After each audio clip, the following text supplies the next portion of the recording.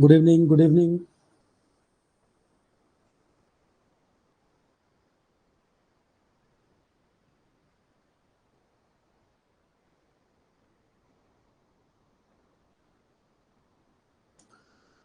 Good evening all of you. Audio video clear है सभी को?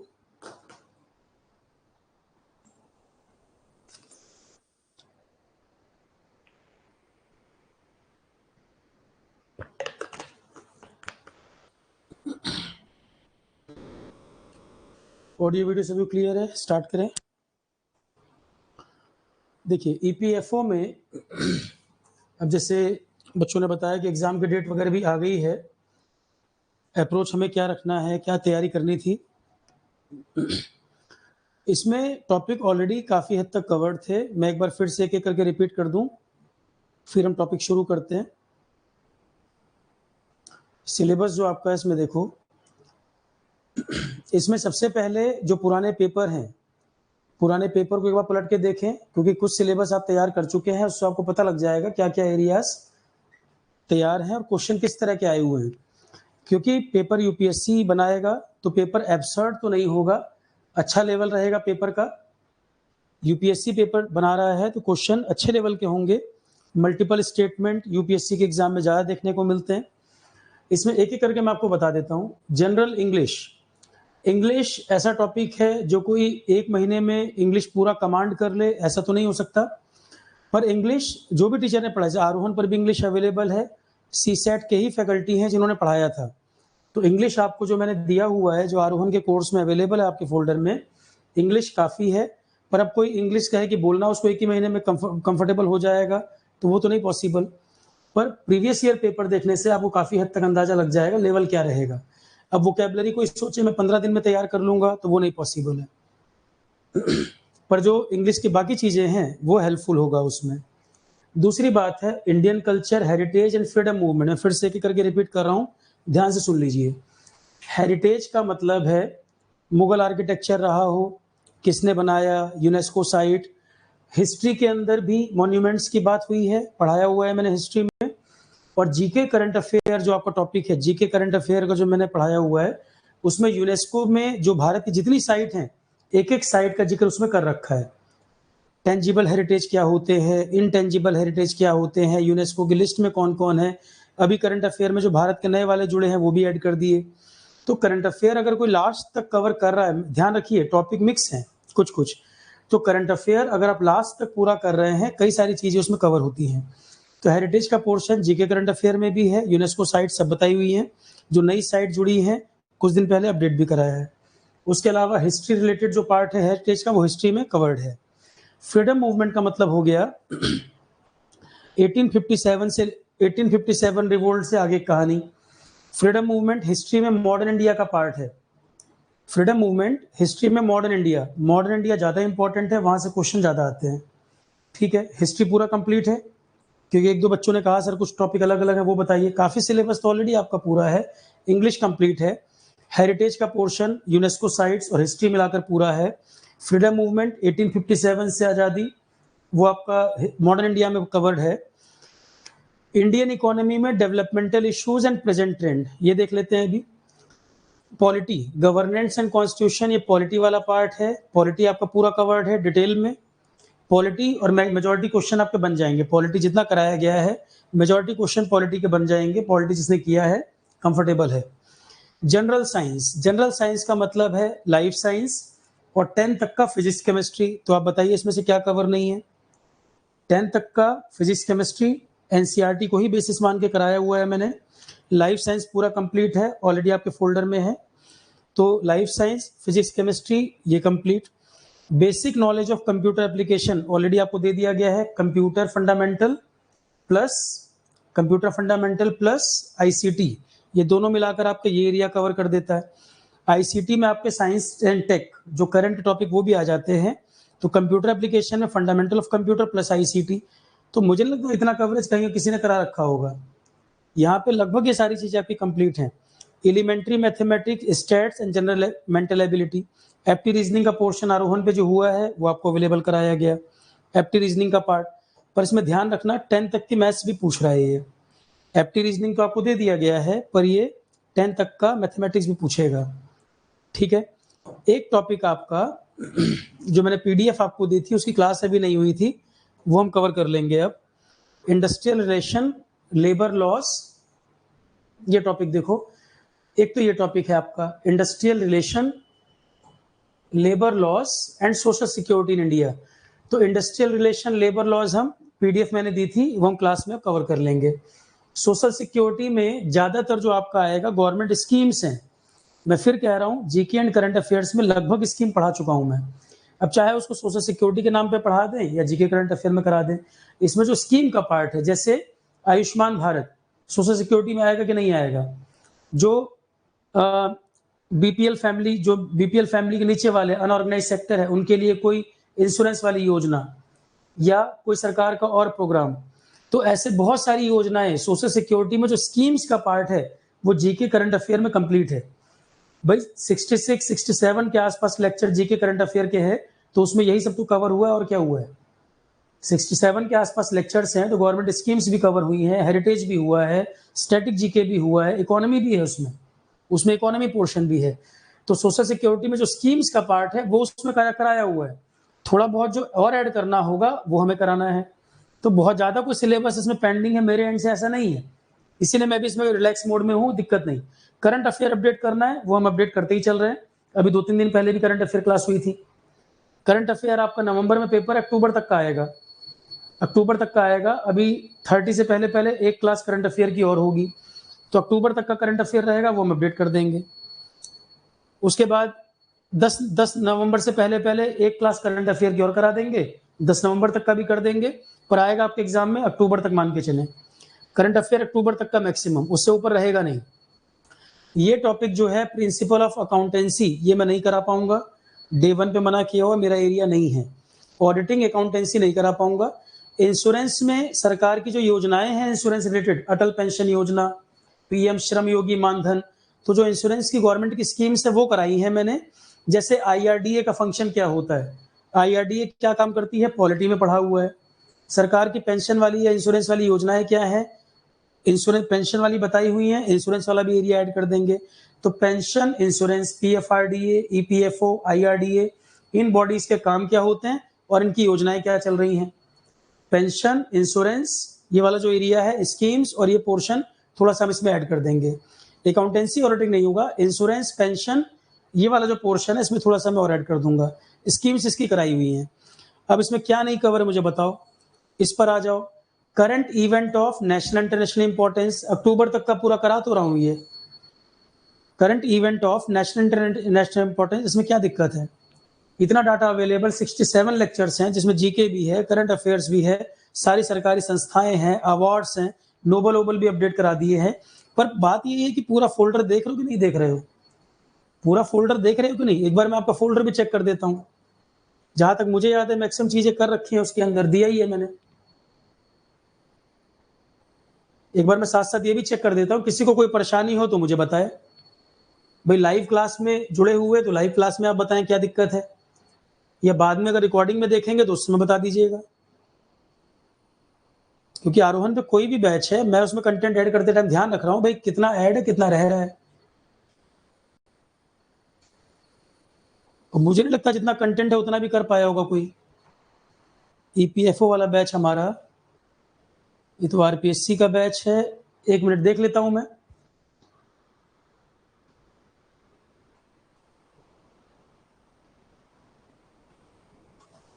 एक बार मैं पूरा इसमें चेक कर ले रहा हूं, कहीं कोई परेशानी हो तो ये बता दीजिएगा। ओरिएंटेशन सेशन में भी आपको बताई थी बहुत सारी चीजें, किस तरह से टारगेट करना है एग्जाम को, ये पढ़ा हुआ है। गवर्नमेंट स्कीम्स की एक और पीडीएफ दे रखी है। इकोनॉमी के भी कई सारे टॉपिक पीडीएफ दिया हुआ है। आर्ट एंड कल्चर की पीडीएफ भी कंपाइल करके दी हुई है। तो कंटेंट तो कम नहीं है, पर आर्ट एंड कल्चर में बहुत ज्यादा डिटेल में मत जाना। यूनेस्को की साइट, इंडिया के मॉन्यूमेंट्स, हिस्ट्री में जितना पार्ट वो पढ़ लिया।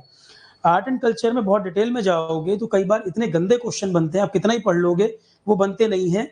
सिविल सर्विसेज वाले इस बात को अच्छी तरह जानते हैं। जो सिविल्स की तैयारी वाले बच्चों को पता, आर्ट एंड कल्चर जिस तरह का बनता है, गंदे क्वेश्चन बनने पे आते हैं तो वो बनते नहीं है, बहुत टाइम उसमें मत देना। बाकी सब्जेक्ट आपके आसानी से बनेंगे, उनमें दिक्कत नहीं आएगी। क्या एनवायरनमेंट नहीं आएगा सर? 2-4 क्वेश्चन आपको एनवायरनमेंट के भी दिखेंगे, चाहे वो करंट अफेयर के नाम पे पूछ ले या साइंस के नाम पे कहीं पूछ ले, पर 2-4 क्वेश्चन करंट अफेयर भी आपको एनवायरनमेंट के भी दिख जाएंगे। अब मुझे बताओ, ये फोल्डर है देखो आपका, एक टॉपिक सिलेबस में इंग्लिश, यहाँ इंग्लिश पढ़ा हुआ है। एप्टी रीजनिंग का एक टॉपिक अलग से है। एप्टी रीजनिंग अभी लाइव में कुछ दिन पहले टीचर ने कराया है, वो पूरा का पूरा आपको एक्सेस दे दिया हमने। इंग्लिश भी, एप्टी रीजनिंग भी। कंप्यूटर फंडामेंटल्स का टॉपिक है देखो, आईसीटी और कंप्यूटर फंडामेंटल मिला के इतने सारे लेक्चर हैं, ये भी कंप्लीट है पूरा पूरा, इसके अलावा आपको नहीं करने की जरूरत है। तो English, apti reasoning, ICT and computer fundamental, ये हो गया। एलिमेंट्री मैथ्स 10 तक की मैथ्स के क्वेश्चन भी रहेंगे, वो इसमें नहीं है। ये एप्टी रीजनिंग और इंग्लिश, कंप्यूटर फंडामेंटल हो गया। इसके बाद आ जाते हैं जनरल साइंस। जनरल साइंस का मतलब हो गया 10 तक का फिजिक्स, केमिस्ट्री, एनसीईआरटी को आधार मानते हुए और लाइफ साइंस का पार्ट, ये जनरल साइंस हो गया। पूरा तीनों है इसमें, लाइफ साइंस भी है, फिजिक्स, केमिस्ट्री और science and technology, current affair related. देखो इसके भी वीडियो दिए हुए हैं, साइंस एंड टेक करंट वाले, ये भी अवेलेबल है। ठीक है, करंट अफेयर अंकित 1-1.5 साल का डाटा पूछ लेता है, स्कीम वगैरह में पुराने भी क्वेश्चन आ जाते हैं, इसलिए मैंने लगभग 1.5 साल का डाटा आपके फोल्डर में पड़ा हुआ है। तकरीबन 1.5 साल का वीडियो आपके फोल्डर में है, क्योंकि क्वेश्चन बता के नहीं पूछेगा यूपीएससी, और हर लेक्चर में काफी कंटेंट है, इसलिए मैंने डिलीट नहीं किया उसको। आप ये कर सकते हो, नए वाले पहले कर लो, डिक्रीजिंग ऑर्डर में कर लो करंट। भाई जीके का पूरे लेक्चर्स पड़े हुए हैं, करंट अफेयर डिक्रीजिंग ऑर्डर में देख लो। तो जनरल साइंस का पार्ट हो गया, और science and technology current affair का जो पोर्शन है उसके वीडियो भी पड़े हुए हैं। अब आप मुझे बताओ क्या इसमें नहीं मिल रहा है किसको, क्योंकि एक आध लोग कह रहे हैं सर ये कब होगा, वो कब होगा। मेरे हिसाब से काफी कंटेंट अवेलेबल है। साइंस हो गया, कंप्यूटर फंडामेंटल हो गया, एप्टी रीजनिंग हो गया, इंग्लिश हो गया। उसके अलावा कुछ टॉपिक जो है, ग्लोबलाइजेशन, पॉपुलेशन, एक पीडीएफ भी मैंने दी थी। इंडस्ट्रियल रिलेशन, लेबर लॉस की भी 3 पीडीएफ पड़ी हुई है इसमें। ईपीएफओ के पुराने पेपर भी दिए हुए हैं। कहा है पुराने पेपर देखो, बहुत सारे टॉपिक जो कर चुके हो, पुराने पेपर से पता लग जाएगा क्वेश्चन बन रहे हैं कि नहीं। प्रैक्टिस क्वेश्चन भी जीएस के पड़े हुए हैं इसमें, तो क्या दिक्कत आ रही है मैं समझ नहीं पा रहा हूँ। जो कुछ थोड़े से टॉपिक रह गए हैं उसमें ज्यादा टाइम मुझे लगेगा नहीं। जनरल स्टडीज के वीडियोस में चले जाओ। जनरल स्टडीज में GK, current affair and economy. तो करंट अफेयर का जो पोर्शन है 68 वीडियो है। हेरिटेज की तुम बात कर रहे हो, एक पूरा पूरा वीडियो है यूनेस्को का। यूनेस्को का एक टॉपिक पड़ा हुआ है, ये क्या लिखा हुआ है, UNESCO and Indian heritage site. क्या परेशानी है बताओ। इसके अलावा जो यूनेस्को हेरिटेज में नई साइट ऐड हुई है, वो भी परसों नर्सरी क्लास में कराया था, कुछ दिन पहले क्लास हुई थी। तो करंट अफेयर में हेरिटेज में ऐड हुआ है, वो अपडेट भी करा दिया। नोबेल प्राइज का वीडियो पड़ा है, जो 25 के अवार्ड आ गए वो भी अपडेट करा दिए करंट अफेयर में, लेटेस्ट क्लासेस में। तो क्या इसमें नहीं मिल रहा, मुझे नहीं समझ नहीं आ रहा भाई। इतने सारी चीजें पड़ी हुई हैं, गवर्नमेंट की स्कीम, प्रोग्राम, करंट अफेयर, लगभग 1.5 साल का डाटा।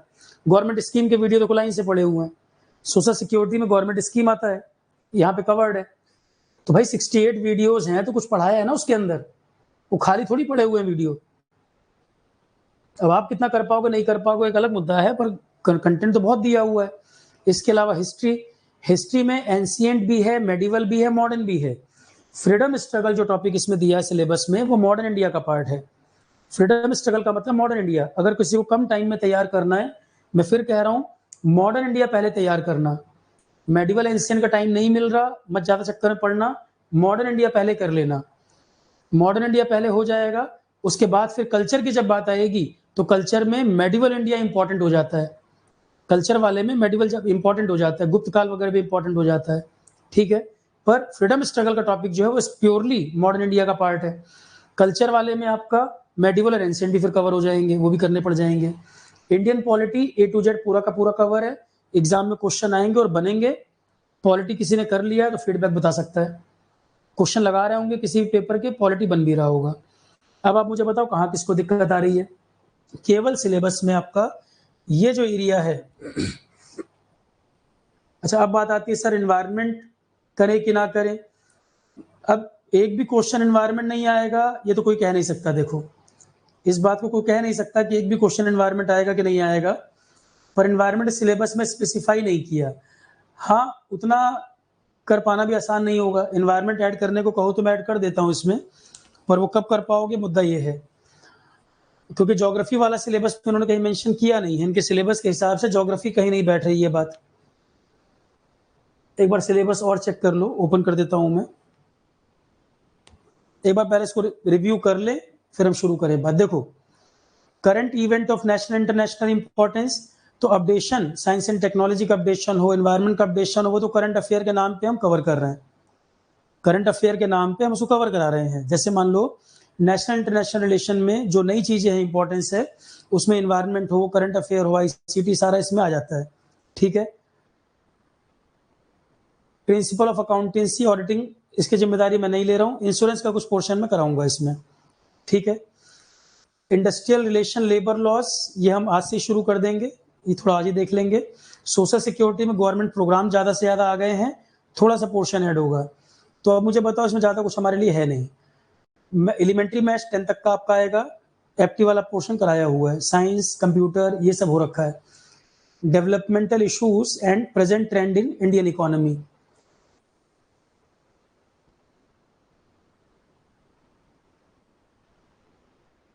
बाकी मॉडर्न इंडिया हो गया, हेरिटेज का पार्ट हो गया, जनरल इंग्लिश हो गया, यही सिलेबस है, ठीक है। अब इस पेपर का जो ओरिएंटेशन होता है, थोड़ा सा क्वेश्चन आपको किस तरह के देखने को मिलेंगे, इकोनॉमी ओरिएंटेड ज्यादा होता है पेपर, ये ध्यान रखना। जैसे सिविल सर्विसेज में आपको और भी एरिया के क्वेश्चन बहुत ज्यादा दिखते हैं, इसमें पेपर का जो मेन झुकाव है वो इकोनॉमी की तरफ होता है। आपको इसमें ज्यादा क्वेश्चन जो है करंट इकोनॉमी, नई रिपोर्ट्स, इंडेक्सेस, ये सब ज्यादा देखने को मिलेगा। तो करंट अफेयर में रिपोर्ट्स, इंडेक्स, इकोनॉमिक सर्वे का डाटा, नीति आयोग रिलेटेड जो इंफॉर्मेशन,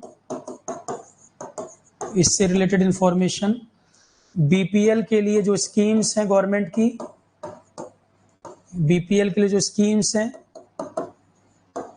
बाकी इंश्योरेंस, पेंशन, डिजिटल पेमेंट्स,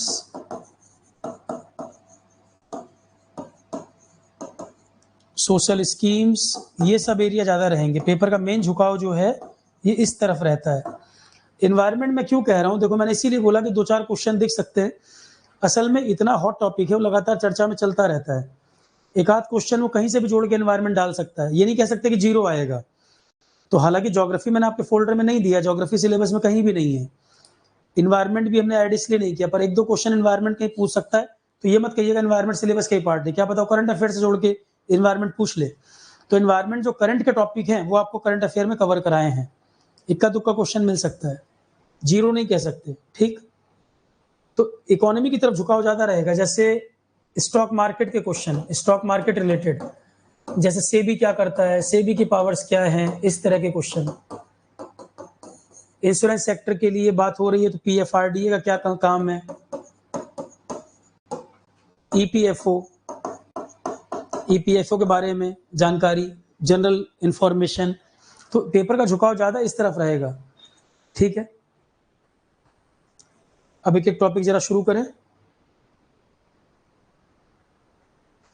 अब एक टॉपिक यहां पे दिया, इकोनॉमी में भी डेवलपमेंटल इश्यूज एक टॉपिक लिखा, डेवलपमेंटल इश्यूज और करंट ट्रेंड इन इकोनॉमी, और एक आपका इंडस्ट्रियल रिलेशन, लेबर लॉज, यहां से क्वेश्चन बनता है।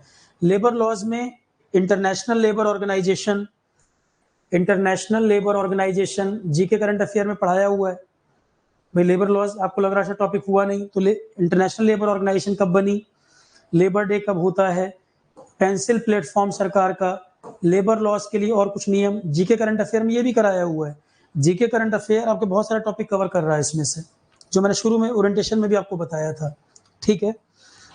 जरा थोड़े बहुत टॉपिक अब हम शुरू करें इसमें, पीडीएफ जो आपको दे रखी हैं उन पीडीएफ में से कुछ कुछ चीजें देखें। अभी मैं टॉपिक सेलेक्ट कर करके बता रहा हूं जो इंपॉर्टेंट एग्जाम के हिसाब से हैं। देखो, लेबर लॉज वाले फोल्डर में ही एक आपका पीडीएफ पड़ा हुआ है, और पुराने पेपर जरूर देखिए, मैं बार बार कह रहा हूं पुराने पेपर जरूर देखने हैं। जब भी जो एग्जाम देने जाओ, सिलेबस जो भी दे रहे हैं, हर एग्जाम की अप्रोच अलग रहती है, किस किस एरिया के क्वेश्चन पूछे जाएंगे, अप्रोच अलग रहती है। जैसे यहाँ मैं कह रहा हूँ सिविल सर्विसेज थोड़ा अलग रहता है, इकोनॉमी ओरिएंटेड, सोसाइटी ओरिएंटेड ज्यादा रहता है ये पेपर। तो प्रीवियस ईयर पेपर जरूर देखने चाहिए। अब जैसे एक ये कोड है, occupational safety health and working condition code 2020, कामकाज लेबर लॉस से ये भी तो आ गया, लेबर की जो वर्किंग कंडीशन वगैरह कैसी है, उनके हेल्थ इश्यूज वगैरह हैं, वो भी पार्ट आ जाएगा। तो अब पहला टॉपिक हम ये डिस्कस करते हैं, ऑक्यूपेशनल सेफ्टी मतलब काम काज में लेबर जो वर्क कर रही है जहां पर, वहां सेफ्टी इंश्योर करना, उनकी हेल्थ इंश्योर करना, और क्या वर्किंग कंडीशन होने चाहिए, वर्क प्लेस पे प्रोटेक्शन उनको मिलना चाहिए, क्या वर्किंग कंडीशन होने चाहिए और वर्क प्लेस संबंधित प्रोटेक्शन उनको मिले। अब इसमें क्वेश्चन बनेगा ऑब्जेक्टिव, अब सुनिए ध्यान से। The occupational safety health and working condition, short में हम इसको OSHWC इस नाम से जानते हैं, कोड 2020 का कानून, is a significant reform in India's labour laws. Labour laws में, श्रम कानून में एक जरूरी सुधार किया गया, जिसका उद्देश्य था वर्कप्लेस रेगुलेशंस को कंसोलिडेट करना, कि बहुत ज्यादा खिचड़ी ना बने, बहुत ज्यादा कॉम्प्लिकेटेड ना हो, सिंप्लीफाई किया जा सके, एक साथ लाया जा सके, जिससे इंप्लीमेंट हो सके, आसानी से इनको मैनेज किया जा सके। तो भारत के लेबर लॉज में जरूरी सुधार किया गया, जिसको शॉर्ट में हम OSHWC कोड 2020 कहते हैं। लोकसभा ने इसको 2020 में पास किया, राज्यसभा ने 2020 में पास किया, और राष्ट्रपति ने 28 सितंबर को मंजूरी दे दी। ये कोड 13 एग्जिस्टिंग लॉज, मैंने क्या कहा कि जो इतने सारे कानून अलग अलग बने हैं, उनमें खिचड़ी बन जाती है, इंप्लीमेंटेशन डिफिकल्ट हो जाता है। तो अगर हम इनको यूनिफाई कर दें, इनको मर्ज कर दें, तो इंप्लीमेंट करना आसान होगा, समझना भी लोगों को आसान होगा। जितने ज्यादा कानून होंगे उतना चीजें कॉम्प्लिकेटेड होंगी, तो मर्जर करके इसको सिंप्लीफाई कर दिया जाए, इजी कर दिया जाए। इसी को ध्यान में रख के OSHWC ये कानून पास हुआ। ये 13 लॉज उनको मर्ज किया इसने, जिसमें फैक्ट्रीज एक्ट 1948 एग्जाम में बड़ा इंपॉर्टेंट है, क्वेश्चन आता है।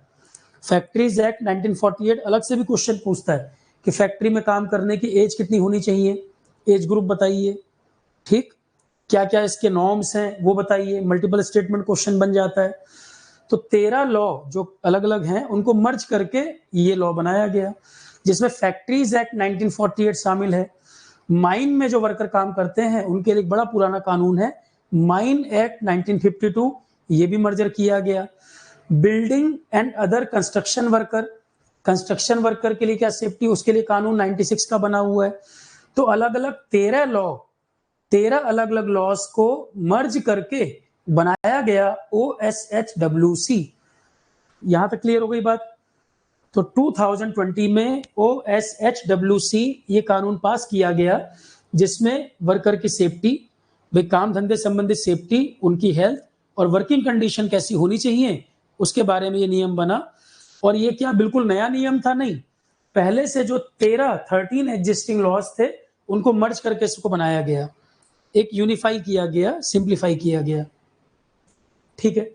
तो अलग अलग लॉज जो है उनको मर्ज करके इसको बनाया गया। From a constitutional perspective, constitution के लिहाज से अगर देखें तो लेबर संविधान के अनुसार ये कहां पर आएगा, ये यूनियन लिस्ट का मुद्दा है, या स्टेट लिस्ट का मुद्दा है, या ये कॉन्करेंट लिस्ट का मुद्दा है? क्या मतलब हुआ इस बात का, आप जरा मुझे बताएं। लेबर संविधान में किस लिस्ट में आएगा? ये जो पावर का बंटवारा होता है, पावर का जो बंटवारा होता है, union list, state list, concurrent list, ये संविधान के किस शेड्यूल में दिया है? शेड्यूल बताइए। यूनियन, स्टेट और कॉन्करेंट लिस्ट। कॉन्करेंट का मतलब जो केंद्र और राज्य दोनों को अधिकार क्षेत्र में आए, जैसे कि एनवायरमेंट, वाइल्ड लाइफ, वो कॉन्करेंट लिस्ट का मुद्दा है। तो मेरा सवाल ये है कि ये यूनियन, स्टेट, कॉन्करेंट जो पावर का बंटवारा है, ये वाला, वेरी गुड अंकित, 7 शेड्यूल, वेरी गुड ये दिया है 7 शेड्यूल में। और मुझे बताइए 7 शेड्यूल का आइडिया, ये संविधान में पावर का बंटवारा कहां से लिया गया कंसेप्ट? 7 शेड्यूल का आइडिया संविधान में कहां से लिया गया है? पॉलिटी तो बहुत अच्छे से कवर हुआ है, उसमें कहीं कोई दिक्कत किसी को नहीं आई होगी। बस मेरी बार बार रिक्वेस्ट यही है, सब्जेक्ट पूरे कर पा रहे हो कि नहीं कर पा रहे हो। अगर उतना पढ़ के चले जाओगे, मैक्सिमम क्वेश्चन आपके बन जाएंगे। अकाउंटिंग ऑडिटिंग आप हैंडल कर लेना, बाकी चीजों के लिए आरोहण सफिशिएंट रहेगा। ठीक है, केवल 30 तारीख से 6 तारीख मेरी अवेलेबिलिटी नहीं रहेगी। आपके एग्जाम से पहले पहले जितना करंट अफेयर अपडेट होना है, 1-2 टॉपिक एडिशनल जो दिख रहे हैं अभी 30 से पहले पहले 2-3 क्लासें ये हो जाएंगी, और उधर 14 से पहले पहले 14 तारीख से पहले पहले सब कुछ कंप्लीट हो चुका होगा आपका। पर जितना तैयार है 90% सिलेबस जो पूरा है उतना पूरा हुआ कि नहीं, इस पे फोकस करो। जो 10% बचा है मेरे लिए वो आसान है, पर 90 पूरा कर पाए कि नहीं वो मुख्य बात है। अभी एक क्लास में 30 से पहले करंट अफेयर की भी कराऊंगा। करंट अफेयर आपका अक्टूबर तक का आएगा। करंट अफेयर की भी एक क्लास अगले 1 या 2 दिन में होगी, देखेंगे कल या परसों। तो करंट अपडेशन भी आपका जो सिलेबस है वो भी अक्टूबर तक का आना है। बोलो कनाडा, वेरी गुड। अब अंकित एक सवाल और बताओ, 7वां शेड्यूल हमने कनाडा से बोरो किया, तो कॉन्करेंट लिस्ट वाला शेड्यूल कहां से लिया? ये कहां से लिया प्रोविजन? संविधान में यूनियन स्टेट के अलावा एक कॉन्करेंट लिस्ट होनी चाहिए, ये हमने कहां से लिया था? बताओ आंसर।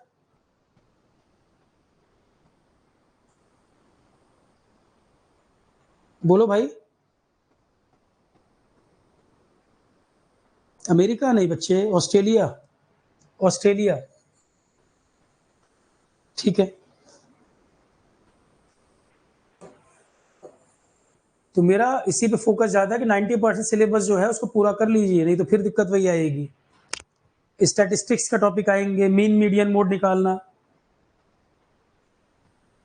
तो occupational safety health and working conditions. देखो तो लेबर ये संविधान में कहां पर किस टॉपिक में आएगा? ये 7 शेड्यूल में कॉन्करेंट लिस्ट में आएगा। कॉन्करेंट लिस्ट में आएगा under the constitution of India allowing both the centre and state.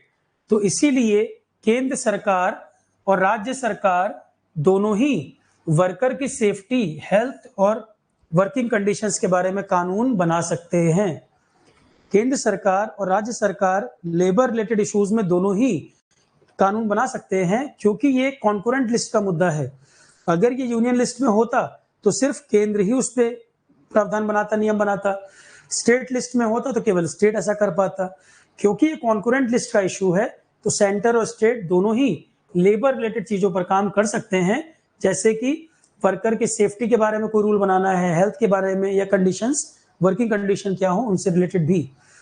The need for the OSHWC code stemmed from the complexity and inefficiency of managing fragmented labor regulation।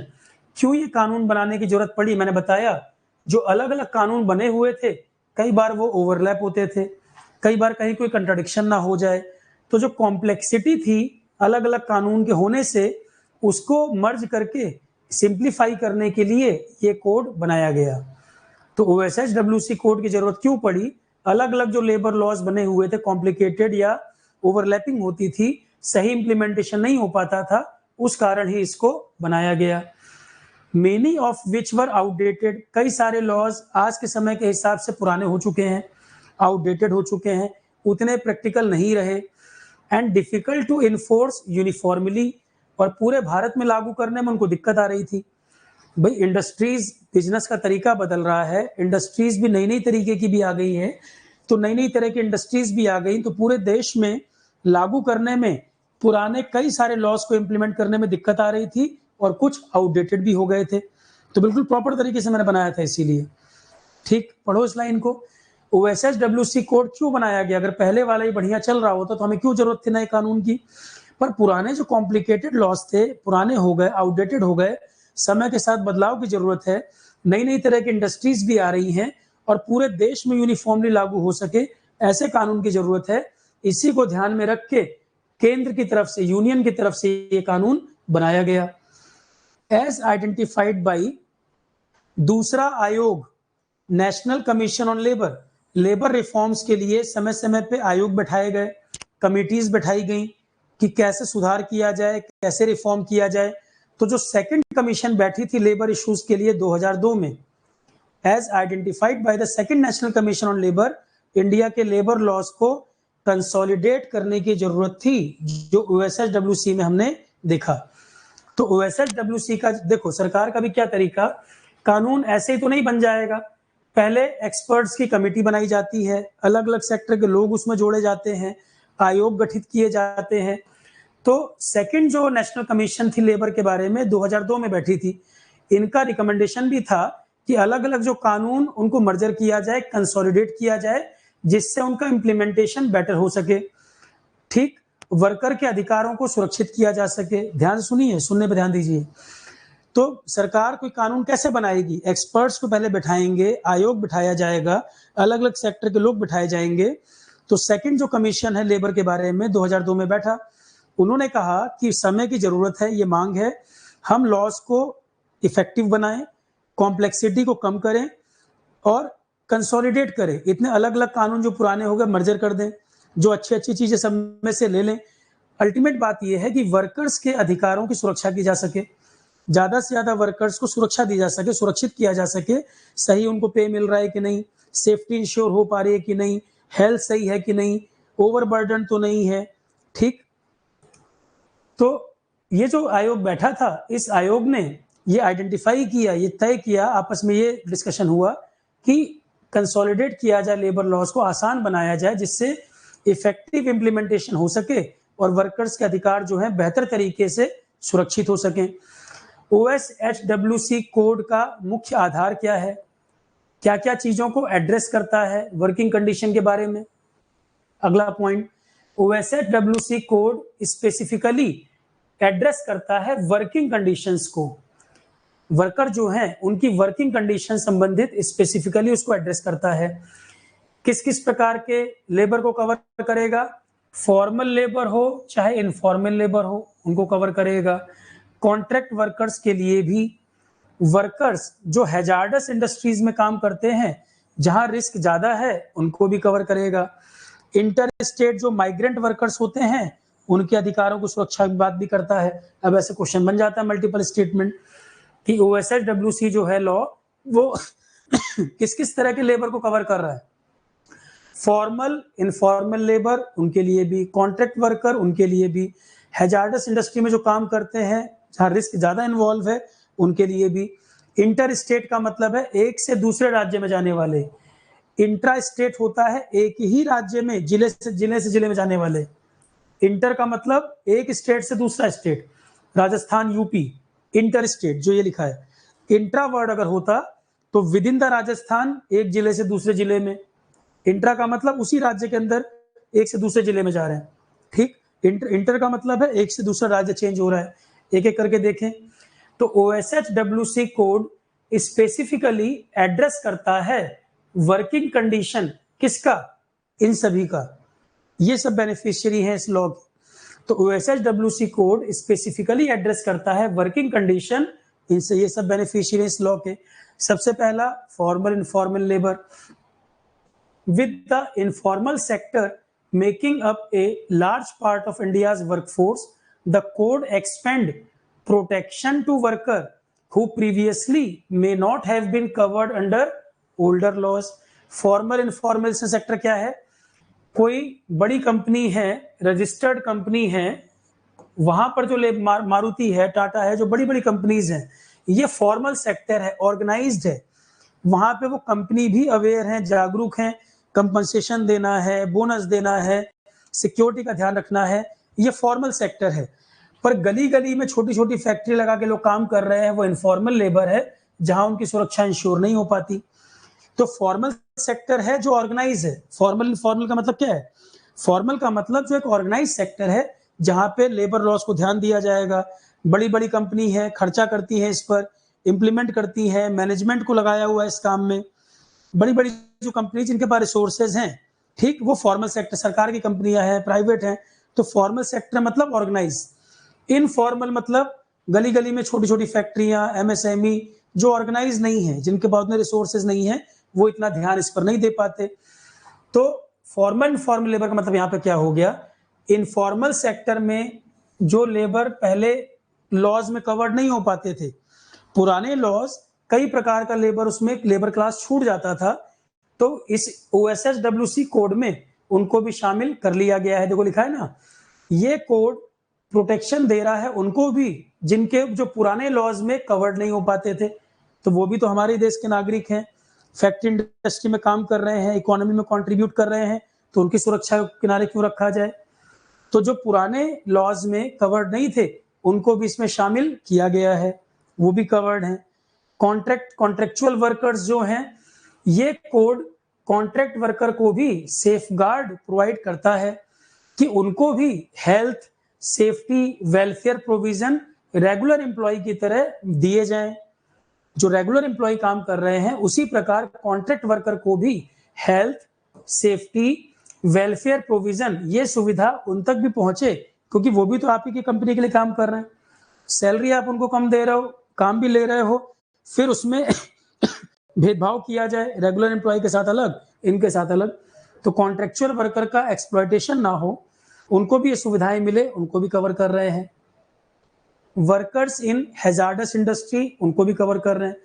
कुछ work ऐसे हैं, कुछ labour class ऐसा है जो बड़े risky काम में इन्वॉल्व है, जैसे माइनिंग में जो जैसे कोल माइनिंग में वर्कर काम करते हैं, कोल डस्ट की वजह से बीमारियां कई प्रकार की हो जाती हैं, उनका लाइफ स्पैन कम हो जाता है, तो अपने लाइफ के रिस्क पे वो काम कर रहे हैं, फिर उनको सुविधा ना मिले। कंस्ट्रक्शन वर्कर में भी धूल डस्ट पर जहाँ ज्यादा काम होता है, रिस्क भी हमेशा रहता है। आए दिन देखते हो हाइट से गिरने की वजह से डेथ हो जा रही है, तो कंस्ट्रक्शन कभी मशीन में हाथ आ जा रहा है। तो और मैन्युफैक्चरिंग में भी जैसे टेक्सटाइल है, वहां पे भी कॉटन डस्ट वगैरह उड़ती है, उससे भी बीमारियां होती हैं। तो माइनिंग सेक्टर है, कंस्ट्रक्शन है, कहीं पे एस्बेस्टस का काम हो रहा है, कहीं पे कारपेट वगैरह बन रहे हैं। तो मैन्युफैक्चरिंग सेक्टर में भी कई सारे ऐसे हैं जहां ज्यादा रिस्क इन्वॉल्व है। मान लो कहीं पर रेडियो एक्टिव सब्सटेंस इन्वॉल्व है, कहीं पर कोई फैक्ट्री इंडस्ट्री ऐसी है, हैजार्डस का मतलब रेडियो एक्टिव सब्सटेंस भी आ सकता है, हार्मफुल केमिकल इंडस्ट्री हो सकती है, तो उनको भी प्रायोरिटी दी गई है यहाँ पर। तो हाई रिस्क इंडस्ट्रीज में जो वर्कर काम कर रहे हैं उनके लिए कुछ अलग से प्रावधान होने चाहिए, उनकी ज्यादा सुरक्षा एश्योर करनी चाहिए। तो इनकी सुरक्षा ज्यादा, जो ज्यादा खतरनाक काम कर रहे हैं उनके लिए कुछ स्पेशल प्रोविजन का प्रावधान इस कानून में किया गया है। जो ज्यादा रिस्क वाले काम में इन्वॉल्व हैं उनके लिए ज्यादा सुरक्षा के प्रावधान भी किए गए हैं कि प्रॉपर सेफ्टी के साथ वो उस काम को कर सकें, अपनी जिंदगी को स्टेक पर लगाकर काम ना हो। ज्यादा से ज्यादा सुरक्षा जो हम मैक्सिमम दे पाए वो हम करें। माइग्रेंट वर्कर्स का भी इसमें कवर किया गया है। तो माइग्रेंट वर्कर को कई बार डिफिकल्टी क्या होती है कि माइग्रेंट वर्कर अपना गए, काम धाम किए, चले गए, उन्हें कोई सोशल या हेल्थ बेनिफिट तो मिल नहीं पाते। तो माइग्रेंट वर्कर्स भी अपनी जगह छोड़कर दूसरी जगह काम करने जा रहे हैं, तो उनको भी तो सामाजिक और हेल्थ स्वास्थ्य बेनिफिट जो है योजनाओं का लाभ मिलना चाहिए। तो ये कोड क्लियर यूनिफॉर्म प्रोटेक्शन देने की बात करता है, हेल्थ और सेफ्टी स्टैंडर्ड सभी राज्यों को पूरे देश में। तो OSHWC वाला जो कानून है ये क्लियर यूनिफॉर्म प्रोटेक्शन जो भी ये वर्कर हैं और हेल्थ और सेफ्टी स्टैंडर्ड जो है पूरे देश में लागू किए जाएं। हाँ, जिन वर्कर को ज्यादा रिस्क है उनके लिए ज्यादा सुरक्षा की बात भी कर रहा है, जहां पर जितनी जरूरत है उन सबको कवर कर रहा है, जहां ज्यादा रिस्क इन्वॉल्व है वहां पे ज्यादा सुरक्षा की बात भी कर रहा है, स्पेशल प्रोविजन भी दे रहा है। OSHWC का उद्देश्य क्या है अब आप समझ चुके हैं, सेफ्टी, हेल्थ, वेलफेयर, ये सब चीजें यूनिफाइड रेगुलेशन।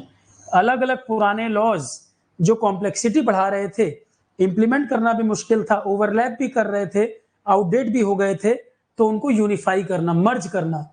तो वर्कर्स की सेफ्टी, हेल्थ और कल्याण, वेलफेयर, ये सब यूनिफाइड कानून बनाया जाए, कॉम्प्लेक्सिटी कम की जाए और इफेक्टिव तरीके से इसको लागू किया जाए। तो OSHWC का उद्देश्य यूनिफाइड रेगुलेशन है, पुराने कानूनों को हटाकर नए कानून को लाना, जिससे इफेक्टिव तरीके से कॉम्प्लेक्सिटी को कम करते हुए ये लागू किया जा सके, वर्कर की सेफ्टी एश्योर की जा सके। क्लियर है? नेक्स्ट पॉइंट, दूसरा क्या इसका उद्देश्य है, सोशियो इकोनॉमिक राइट्स, सामाजिक और आर्थिक अधिकार जो हैं वर्कर्स के, उनको एक्सप्लॉइट ना किया जाए, वो उनको मिले। सभी वर्कर्स को उनके सामाजिक और आर्थिक अधिकार उनको मिले, जिस काम के लिए जितना वेज, जितना उनको पैसा मिलना चाहिए वो मिले, स्वास्थ्य के लिए जो फायदे मिलने चाहिए वो मिले, सामाजिक योजनाएं सरकार की जो लाभ मिलना चाहिए वो मिले। तो OSHWC कानून इस बात को भी सुरक्षित प्रोटेक्ट करने की बात करता है, जो भी वर्कर हैं, फॉर्मल इनफॉर्मल हो, चाहे वो माइग्रेंट वर्कर हो, चाहे वो आपका जो मैंने 3-4 आपको कॉन्ट्रैक्ट वर्कर हो, हर वर्कर, इन सभी वर्कर के सामाजिक और आर्थिक अधिकारों की सुरक्षा करना, जिसमें माइग्रेंट वर्कर को भी शामिल किया गया।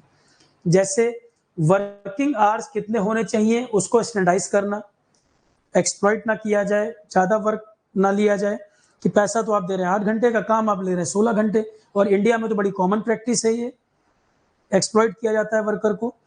तो वर्किंग आवर्स उनके स्टैंडर्डाइज करना, सेफ्टी क्लियर सेफ्टी गाइडलाइंस ये कानून बनाता है। तो OSHWC कानून जो है उसका उद्देश्य क्या है? उसका उद्देश्य वर्कर के आर्थिक सामाजिक अधिकारों की सुरक्षा करना भी है, लॉज को यूनिफाई करना भी है, जो पीछे हमने बोला, वर्किंग आवर्स कितने होने चाहिए, सेफ्टी गाइडलाइंस क्या होनी चाहिए, छुट्टियों की पॉलिसी क्लियर होनी चाहिए, छुट्टियां जो है वो भी पॉलिसी क्लियर होनी चाहिए, ये सब इस कानून में कवर्ड है। तो इस कानून का उद्देश्य क्या है? यूनिफाइड रेगुलेशन बनाना, पुराने कानून, घिसे पिटे कानून को हटाकर यूनिफाइड रूल बनाना जो वर्कर के सेफ्टी, हेल्थ, वेलफेयर को इंश्योर करे। दूसरा, सोशियो इकोनॉमिक राइट्स सभी वर्कर को कवर कर रहा है, माइग्रेंट वर्कर्स भी। उसके अलावा वर्किंग आवर्स तय करना, सेफ्टी गाइडलाइंस इंश्योर करना, लीव पॉलिसी प्रॉपर होना, छुट्टियां समय पर उनको मिल सके, प्रॉपर छुट्टियां उनको मिलनी चाहिए, रेस्ट भी हफ्ते में 1 दिन होना चाहिए। तो ये इन सबको कवर कर रहा है ये कानून। The OSHWC code also extend protection to informal contract worker, बता दिया मैंने, उनकी सेफ्टी वेलफेयर स्टैंडर्ड को भी कवर करता है। कोई इंडस्ट्रीज जहां पर एक्सीडेंट का खतरा ज्यादा, वर्किंग एनवायरनमेंट सेफ ना होना, ये सारी चीजों को ये कवर करके चलता है। ये कानून होलिस्टिकली इन सबको कवर कर रहा है। फंक्शनिंग, किस तरह से ये फंक्शन करेगा, लागू कैसे होगा, ये कानून फंक्शन कैसे करेगा, इफेक्ट में कैसे आएगा, लागू कैसे होगा, फंक्शनिंग किस तरह से ये फंक्शन करता है। The OSHWC 2020 is a comprehensive, मैंने अभी बताया, एक कंप्लीट सॉल्यूशन है, एक कंप्लीट सॉल्यूशन है लेबर के लिए, लेबर क्लास के लिए। तो the OSHWC is a comprehensive overall of India's labour laws. तो अलग अलग लेबर लॉज को मर्ज करके ये कंप्रहेंसिव लॉ बनाया गया। एमलगमेटिंग मतलब मर्ज करना, एमलगमेट मतलब मर्ज करना, अलग अलग 13 जो लॉज थे उनको मर्ज किया, बता चुके। This code aims to enhance worker welfare by expanding its scope across various industries, बता दिया मैंने, फैक्ट्रीज हो, माइनिंग हो, कंस्ट्रक्शन हो, मोटर ट्रांसपोर्ट हो, इन सबको ये कवर कर रहा है, जिन जहां पर भी 10 या 10 से ज्यादा वर्कर हों। कवरिंग एस्टेब्लिशमेंट विद 10 और मोर वर्कर्स, ये लाइन ध्यान देना। तो ये code, this code aims to enhance worker welfare by expanding its scope across this covering establishment with 10 और मोर वर्कर। तो जहां भी 10 या 10 से ज्यादा वर्कर काम कर रहे हैं उन सबको ये कवर कर रहा है। By simplifying compliance and broadening worker protection, OSHWC create safe and healthy work place. ये तो हम 10 बार बहुत बात कर चुके, वही लाइन है। One of the key feature, नई बात क्या देखने को मिल रही है, ये देखो, one of the key feature of this कानून is its streamline registration process. तो मल्टीपल रजिस्ट्रेशन पहले जो करने पड़ते थे अलग अलग कानून में, फैक्ट्रीज एक्ट में, माइंस एक्ट में, वो यहाँ खत्म कर दिया, यहाँ सिंगल। तो रजिस्ट्रेशन प्रोसेस को भी यहाँ पर सिंपल कर दिया गया, पहले कॉम्प्लिकेटेड होता था। तो पहले मल्टीपल रजिस्ट्रेशन होते थे, वो यहाँ पर खत्म करके सिंगल रजिस्ट्रेशन प्रोसेस ले आए। तो one of the key feature of this law, ये रजिस्ट्रेशन प्रोसेस को इसने आसान कर दिया, पुराने मल्टीपल रजिस्ट्रेशन जो करने पड़ते थे वो हटा दिए गए। एग्जाम का क्वेश्चन क्या, श्रम सुविधा पोर्टल, ये एग्जाम का क्वेश्चन है, श्रम सुविधा पोर्टल, ये एग्जाम का क्वेश्चन। तो श्रम सुविधा portal businesses can register electronically, तो श्रम सुविधा पोर्टल बनाया गया है, यहां से रजिस्टर कर सकते हैं। कंप्लायंस तेजी से होगा, डिफिकल्टी कॉम्प्लेक्सिटी कम होगी। तो जो मैनुअल तरीका होता था, मल्टीपल रजिस्ट्रेशन चक्कर पड़ता था, उसको ऑटोमेटिक तरीके से रिप्लेस कर दिया गया है, टेक्नोलॉजी का इस्तेमाल करके उसको रिप्लेस कर दिया गया है। इसके द्वारा चीजें आसान हो गई, क्लियर है, मॉनिटरिंग आसान हो गया, रजिस्ट्रेशन आसान हो गया। तो डिजिटल माध्यम से एडमिनिस्ट्रेटिव जो सपोर्ट चाहिए वो भी इंप्रूव कर जाएगा इससे। एक कॉमन पोर्टल, श्रम सुविधा पोर्टल जो है वो ज्यादा इफेक्टिव हो गया, ज्यादा एडवांस हो गया डिजिटल सिस्टम के द्वारा। एक यूनिफाइड डिजिटल सिस्टम बनाकर वो समस्या को हमने दूर कर लिया। तो कंसर्न्ड एजेंसी, लेबर का रजिस्ट्रेशन, वो सब एक प्लेटफॉर्म पर आ गए, यहीं के द्वारा सारे काम हो जाएंगे। तो अलग अलग रजिस्ट्रेशन, 50 जगह दिमाग लगाना जरूरत नहीं है, इसी पर सब एक जगह आ गए। तो बेनिफिशियरी जो है वो भी इसी पर आ गया, जहां से सुविधा मिलनी है वो भी इसी पर आ गए, ताकि वहां से प्रोसेस आसान हो जाए और टाइमली मैनेज हो जाए, इफेक्टिव भी हो, डुप्लीकेसी भी ना हो और समय बर्बाद भी ना हो, जल्दी प्रोसेस, तेजी से काम चले। डिजिटल का सबसे बड़ा फायदा तो यही है। और क्या फायदा है? OSHWC has further expanded labour laws में इसने की डेफिनेशंस को और ब्रॉड कर दिया। ध्यान देना, OSHWC ने की डेफिनेशंस लेबर लॉ में उसको और ब्रॉड कर दिया। जैसे डेफिनेशन ऑफ एम्प्लॉयर, एम्प्लॉयर मतलब जो काम देने वाला है, फैक्ट्री का ओनर, इंडस्ट्री का ओनर एम्प्लॉयर है, जो काम कर रहे हैं वो क्या है? एम्प्लॉई है। तो OSHWC ने लेबर लॉज में कुछ की डेफिनेशंस को और ब्रॉड कर दिया। जैसे एम्प्लॉयर के डेफिनेशन क्या कह रहे हैं? एम्प्लॉयर के डेफिनेशन को ब्रॉड कर दिया to include those indirectly responsible for workers and introduce clear categories for employees. तो definition of employer to include those who are indirectly responsible for workers and introduce clear categories for employees. तो employer कौन कौन होगा, employ कौन कौन होगा, उसको भी थोड़ा दायरे को ब्रॉड कर दिया। जैसे मान लो मैं कोई इंडस्ट्री फैक्ट्री चला रहा हूं, तो डायरेक्ट लेबर मेरे से जुड़ी है, कुछ इनडायरेक्ट वर्कर भी होंगे जो कनेक्ट होंगे। तो एक क्लैरिटी होना जरूरी है कि मेरी जिम्मेदारी में कहाँ कौन कौन से वर्कर शामिल होंगे। तो थोड़ा सा उस डेफिनेशन को क्लियर कर दिया। नहीं तो पता लगा कोई हादसा हो जाता तो मैं कहता भाई जो डायरेक्ट मेरा एम्प्लॉय है उसकी जिम्मेदारी मेरी है, और जो इनडायरेक्ट काम में जुड़े हुए, भले वो इनडायरेक्टली मेरे लिए काम कर रहा है पर उसकी जिम्मेदारी ओनर नहीं लेता था। तो एम्प्लॉयर कौन होंगे, एम्प्लॉय कौन किसका कंसीडर होगा, इसको और डेफिनेशन को क्लियर कर दिया यहाँ पर कि कौन एम्प्लॉयर और कौन एम्प्लॉय। तो इनडायरेक्टली जो रिस्पॉन्सिबिलिटी, जो वर्कर इनडायरेक्टली भी काम कर रहे हैं वो भी इसमें शामिल कर दिया गया। क्लैरिटी रखी कि कोई हादसा होने में भाई एम्प्लॉयर की जिम्मेदारी किस किस के प्रति होगी। नहीं तो पहले बड़े कोर्ट में मामले जाते रहते थे, कोई हादसा हुआ एम्प्लॉयर पल्ला झाड़ लेता था, भाई मेरा उससे मतलब नहीं। तो ये सब क्लैरिटी कर दी गई। कोर्ट के मामले भी कम होंगे, जितना बेहतर लॉ होगा थोड़ी सरदर्दी भी कम होगी। नहीं तो अलग अलग इतने सारे अलग अलग लॉज थे, कोर्ट के लिए भी मुश्किल था। It also distinguish between managerial and non managerial role.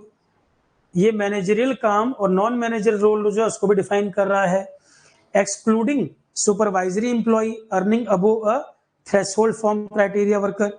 This ensure more comprehensive coverage for worker across different job function. किसका क्या काम होना चाहिए, दायरा क्या होना चाहिए। दिस इंश्योर मोर का ये बताए, this the code has also enhanced workplace safety protocol. जहां कामकाज हो रहा है वहां के सेफ्टी के नियम क्या होने चाहिए, भाई फायर सेफ्टी है कि नहीं, प्रॉपर वेंटिलेशन है कि नहीं, जहां पे फ्लोर की टाइलें लगी हैं वो स्लिपरी तो नहीं है, किस तरह की मशीनें इस्तेमाल हो रही हैं, मशीनों का मेंटेनेंस भी हो रहा है कि नहीं। मतलब वर्क प्लेस पे काम करने के लिए जो प्रोटोकॉल होने चाहिए, हाइट पर काम कर रहे हैं तो वहां पर किस तरह की स्ट्रक्चर बना हुआ है, मशीनरी किस तरह की, सुरक्षा के प्रावधान पूरे है कि नहीं, आग लग जाए तो एग्जिट प्रॉपर है कि नहीं, ठीक, धुआं कहीं भर जाए तो लिफ्ट और सीढ़ी का प्रावधान बगल से है कि नहीं, कॉरिडोर वगैरह। तो वर्कप्लेस सेफ्टी प्रोटोकॉल क्या होने चाहिए। अगर डस्ट वाला काम वहां पे हो रहा है तो वर्कर को पीपी दिया गया है कि नहीं। पीपी मतलब जो सेफ्टी किट चाहिए उनको, कंस्ट्रक्शन साइट पे हेलमेट चाहिए या मान लो कहीं बूट चाहिए, वो है कि नहीं। मैंडेटिंग एम्प्लॉय और हाइजीन कंडीशन, वॉशरूम साफ सुथरे है कि नहीं, भाई हाइजीन प्रॉपर मेंटेन है कि नहीं, जिस बिल्डिंग में काम हो रहा है पूरे में सीलन तो नहीं है, कोई बीमारी का खतरा तो नहीं फैल जाएगा, साफ पीने का पानी मिल रहा है कि नहीं मिल रहा। कई इंडस्ट्री फैक्ट्री आप देखेंगे कि वर्कर से काम तो ले रहे हैं पर सुविधा के नाम पे कुछ नहीं, गंदे वॉशरूम होंगे, बीमारी फैलती है, ठीक है। तो ये कानून आप देखो कितना कंप्रहेंसिव तरीके से ज्यादा चीजें कवर कर रहा है कि जहां कामकाज हो रहा है वहां के सेफ्टी प्रोटोकॉल नॉर्म्स प्रॉपर बने हैं कि नहीं बने हैं, वहां के प्रॉपर रूल्स हैं कि नहीं, और वो चीजें वहां विजिबल है कि नहीं, फायर सेफ्टी के लिए केमिकल है कि नहीं, एग्जिट दिया कि नहीं, वो सब प्रॉपर होना चाहिए। नहीं तो कई बार आप देखो इंडस्ट्री फैक्ट्री को क्लियरेंस ही नहीं मिलेगा अगर प्रॉपर सेफ्टी नॉर्म्स फॉलो नहीं किए हैं, एग्जाम्पल के लिए फायर सेफ्टी, ठीक है। और हाइजीनिक वर्किंग एनवायरनमेंट होना चाहिए, गंदगी ना हो, वॉशरूम साफ सुथरे हो, बीमारी ना फैले। एनुअल हेल्थ चेकअप भी वर्कर का समय समय पे होना चाहिए। कई सारी इंडस्ट्री हैं जो बड़ी रिस्की हैं, जैसे हैजार्डस काम हो रहा है, रिस्की, कोई केमिकल है, डस्ट है, तो इस तरह की इंडस्ट्री में वर्कर का एनुअल हेल्थ चेक, जैसे माइन वर्कर है, माइन वर्कर का एनुअल हेल्थ चेकअप होना जरूरी है, नहीं तो उन लोगों के लंग्स वगैरह डैमेज हो जाते हैं और पता लगा आगे जाकर लंग्स पूरी तरह डैमेज हो गए, कोलैप्स कर गया और कंपनी कोई जिम्मेदारी लेती नहीं, ठीक। तो ये सारी चीजें भी इसमें कवर की गई, साफ सुथरे हाइजीनिक एनवायरनमेंट में काम कर सकें, पीने का साफ पानी, टॉयलेट, ये सब है कि नहीं है, एनुअल हेल्थ चेकअप होना चाहिए, खासकर उन इंडस्ट्रीज में जहां बहुत हैजार्डस कोई काम हो रहा है, ठीक है। तो this include provision carried over from the factory act, कई सारी चीजें इसमें फैक्ट्री एक्ट से भी ली गई हैं, कई सारे जो अच्छे प्रावधान थे वो फैक्ट्री एक्ट से भी उठाए गए हैं, खासकर हाई रिस्क वाले जो सेक्टर्स हैं उनसे संबंधित।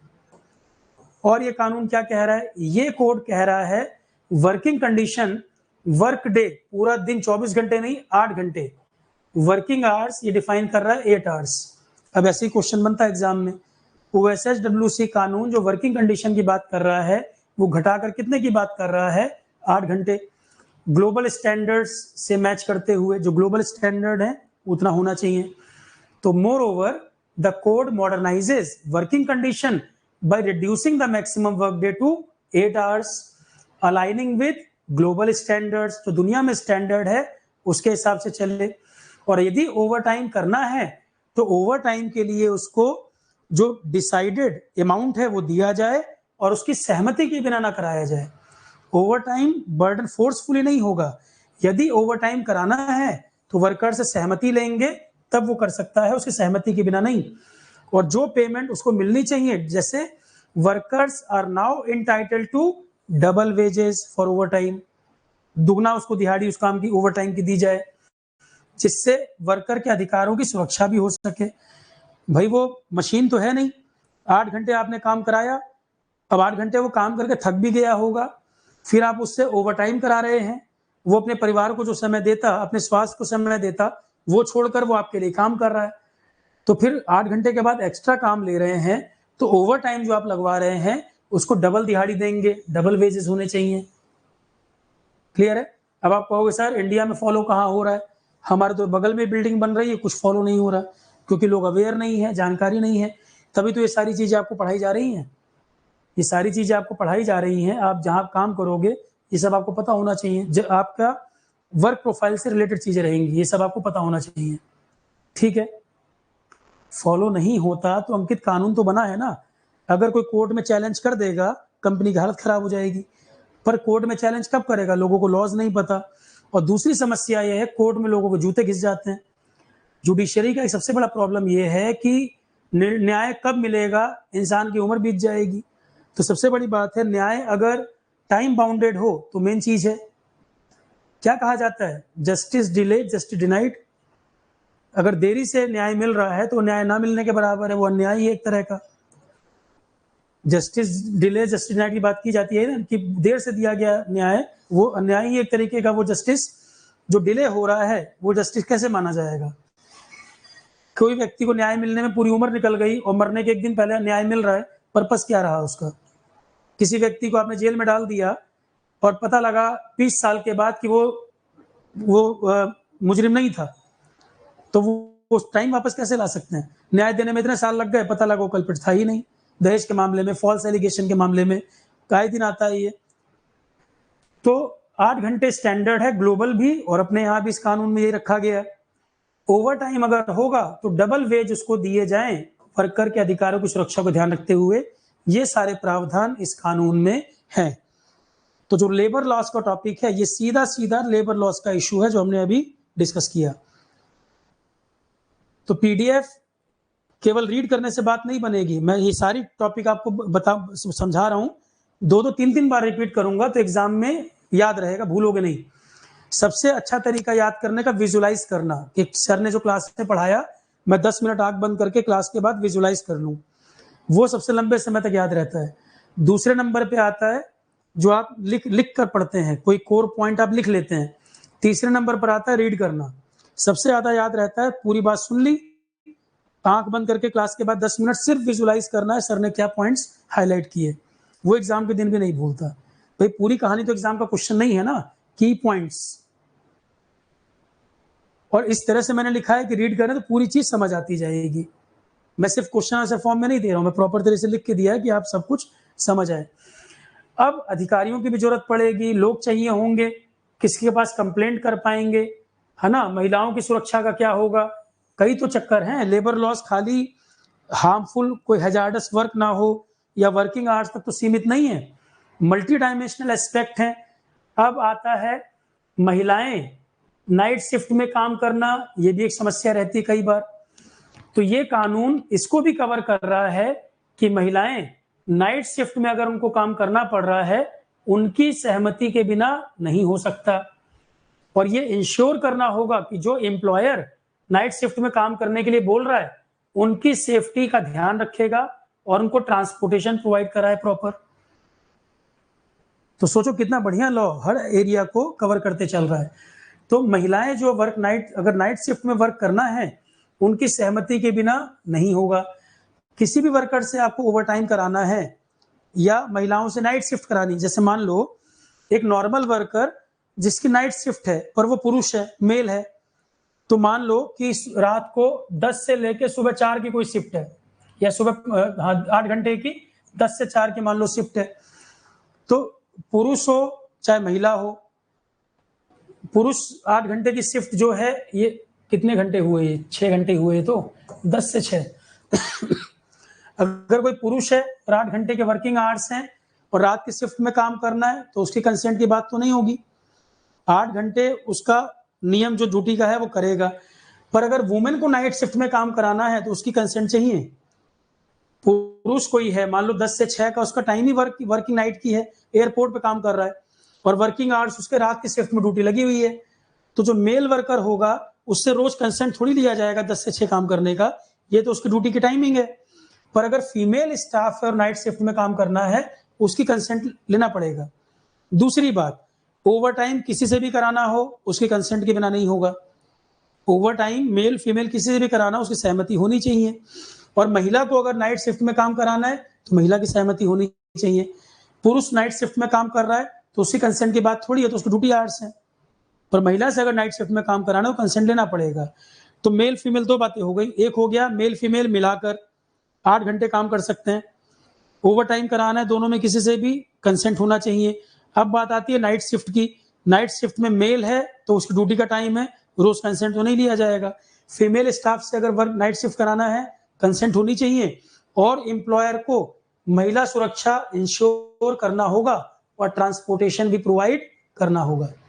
तो वुमेन सेफ्टी स्पेशली यहाँ पर ध्यान दिया गया। अगर नाइट शिफ्ट में वुमेन काम कर रही है तो उसके प्रॉपर सेफ्टी मेजर, ट्रांसपोर्टेशन जरूरी है। ये महिलाओं के लिए भी अपॉर्चुनिटी खोलता है कि निडर होकर और काम वो कर सकें, खुलकर वो काम कर सकें। तो 24/7 अगर कहीं पर मान लो 24/7 कहीं वर्क की जरूरत पड़ती है, नाइट शिफ्ट हो, दिन की शिफ्ट हो, ये प्रोविजन ऐड करने से महिला सुरक्षा अगर इंश्योर होगी तो उनमें भी कॉन्फिडेंस आएगा, वो भी बराबरी में वर्क में कंट्रीब्यूट कर सकती हैं। Inter state migrant workers cover किए गए, कई बार हमने बताया। तो इंटर स्टेट माइग्रेंट वर्कर जो हैं उनके लिए ट्रैवल अलाउंस ये सब मिलने चाहिए, पहले नहीं प्रावधान थे, तो ट्रैवल अलाउंसेस वगैरह भी उनके लिए होने चाहिए। इन्फोर्समेंट किसके द्वारा ये इंप्लीमेंट किया जाएगा? इंस्पेक्टर कम फैसिलिटेटर, इंस्पेक्टर कम फैसिलिटेटर लॉ अप्लाई कराने में ये रोल प्ले करेगा। भाई कौन सा व्यक्ति होगा जो अप्लाई कराने में रोल प्ले करेगा? इंस्पेक्टर कम फैसिलिटेटर, इसका डुअल रोल है। एक तो ये बिजनेस इंडस्ट्रीज फैक्ट्रीज को मदद करेगा कि नॉर्म्स को पूरा कैसे करें, जो कानून की जरूरत है OSHWC कानून में जो प्रावधान है कैसे आप लोग उसको लागू करिए, कैसे कंप्लायंसेस को पूरा करिए जो कानून में लिखे हैं।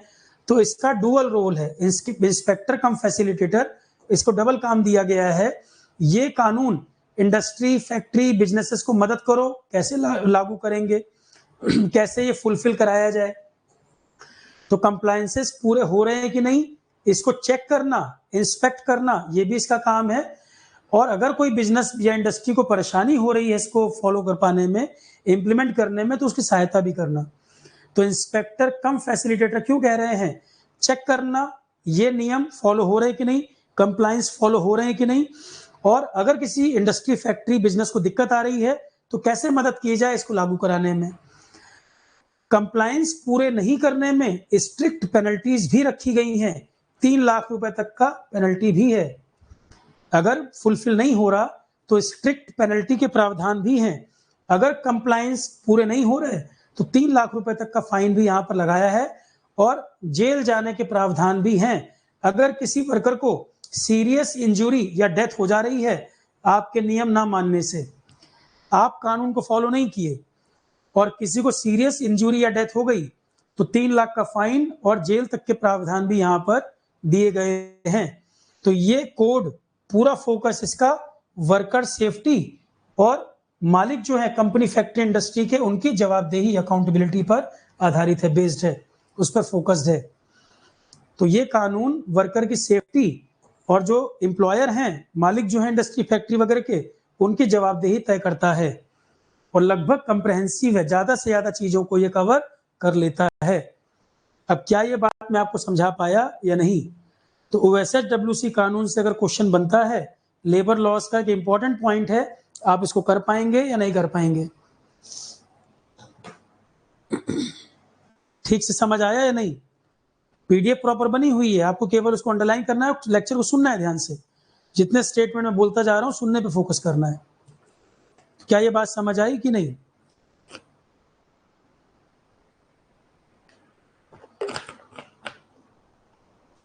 कहीं कोई परेशानी हुई हो तो बताएं, इस तरह से कवर करें। कोई दिक्कत किसी को? भाई नोट्स बने हुए हैं, लिखना तो है नहीं, और एक एक चीज हम बताते चल रहे हैं क्लास में, तो सुनने पे ध्यान देना है। कहाँ कहाँ से क्वेश्चन बन सकता है मैं बोलता चल रहा हूँ, एक एक पॉइंट सब लिखा हुआ है। आगे भी जो टॉपिक की पीडीएफ देनी है मैं अपने आप बना के दूंगा।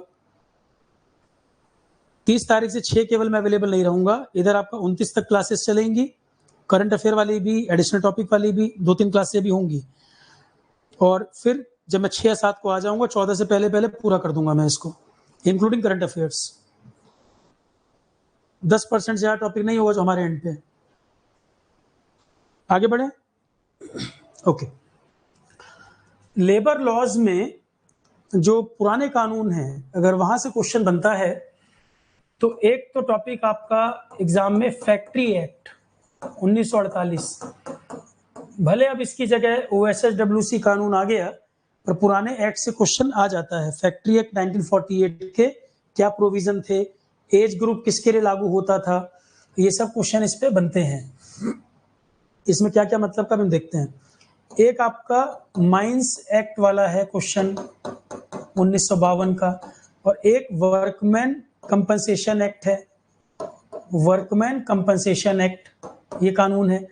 तो ये पहले हम माइंस एक्ट देख लेते हैं, माइंस एक्ट और फैक्ट्री एक्ट देख लेते हैं। तो पुराने हैं तो कई सारे कानून, बेसिकली इन 3 से क्वेश्चन आता है, workman compensation act, mine act, factory act.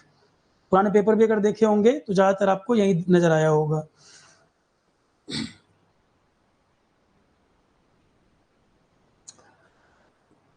तो हर लाइन काम की नहीं है, कानून में इंपॉर्टेंट चीज है, बस जो मतलब की चीज है बस वो देखना है कि अगर ऑब्जेक्टिव बनेगा तो किस पर बनेगा।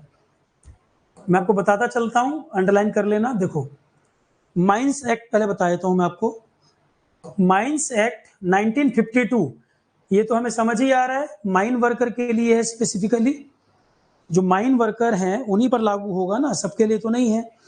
दूसरी बात, अलग अलग सेक्टर में जो वर्कर काम करते हैं उनकी हेल्थ जो होती है उसमें अलग अलग तरह की परेशानी हो जाती है। लाइफ साइंस में भी वैसे मैंने पढ़ाया हुआ है, पर मैं यहाँ फिर से कुछ बीमारियां लिख देता हूँ। ऑक्यूपेशनल डिजीज लाइफ साइंस में बताया हुआ है, कोई लिखना चाहे तो यहाँ लिख ले। ऑक्यूपेशनल डिजीज, 2-4 बीमारियों का नाम लिख लो। ऑक्यूपेशनल डिजीज कौन सी बीमारी किस तरह के वर्कर्स को हो जाती है? जैसे एक बीमारी है सिलिकोसिस और सिलिकोसिस, टीबी, सिलिकोसिस या सिलिको टीबी, ये प्रॉब्लम है। सिलिकोसिस या सिलिको टीबी क्यों होगा? कॉज्ड ड्यू टू, जो सिलिका रिलेटेड इंडस्ट्री या फैक्ट्री में काम करते हैं, सिलिका ज्यादा बॉडी में जाने के कारण हो जाता है सिलिकोसिस। तो कॉज, जैसे मान लो माइनिंग में भी सिलिका वगैरह आ सकता है, फैक्ट्री इंडस्ट्री, ग्लास वर्कर जो है उनमें भी आ सकता है। तो ये लंबे समय तक ये पार्टिकल जाएंगे लंग्स में, सिलिकोसिस कर देंगे। तो cause due to long term inhalation of, cause due to long term inhalation of silica particles, cause silicosis or silico TB caused due to long term inhalation of silica particles, mainly affect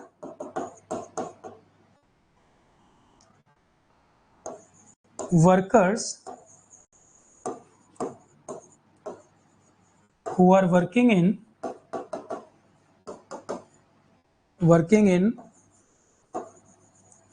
glass factories,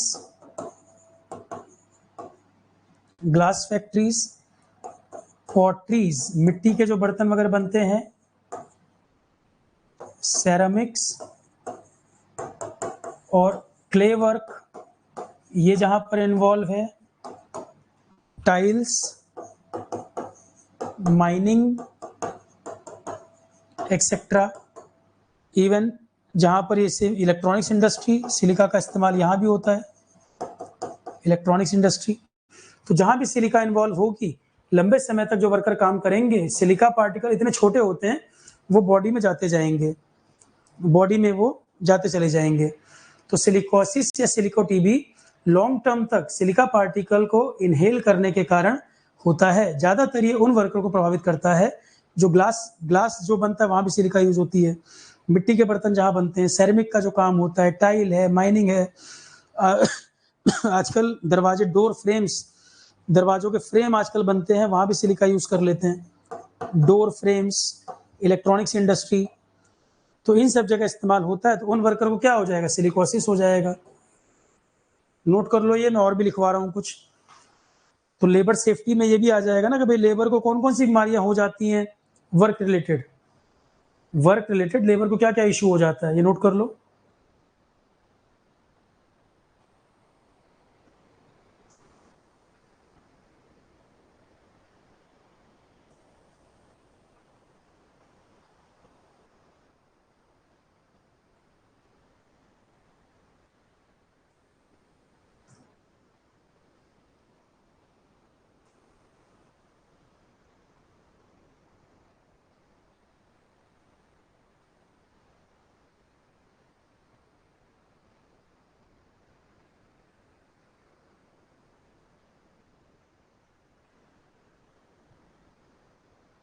audio video सबको clear है भाई?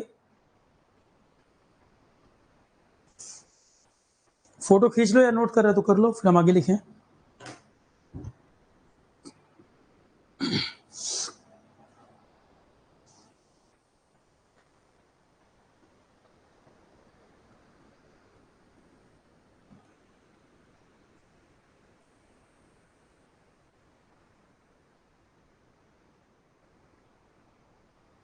लिख लिया?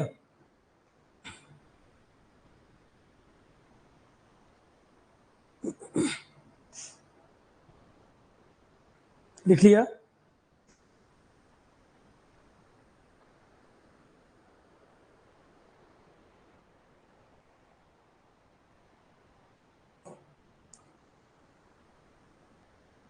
Okay, next point. स्नेहिल, लिख लिया आपने? Next point, तो silicosis और silico TB.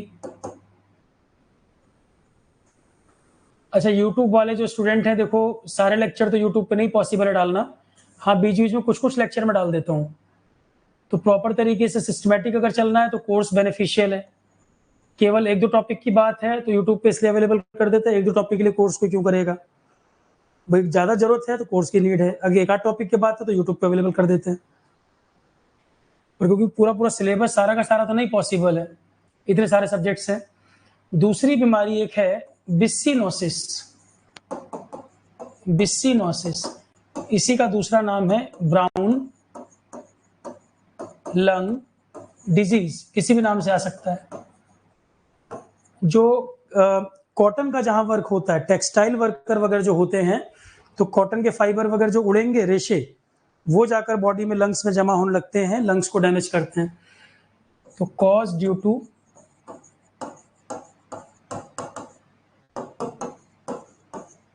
inhalation of cotton fibers या फ्लैक्स एक्सेट्रा, जो रेशे वगैरह उड़ते हैं उनके कारण हो जाता है ये। Mainly textile workers, carpet industry, textile carpet workers, उन लोगों को होता है मेनली ये। एक बीमारी है न्यूमोकोनियोसिस। न्यूमोकोनियोसिस ये होता है कोल फील्ड वर्कर्स को। कॉज ड्यू टू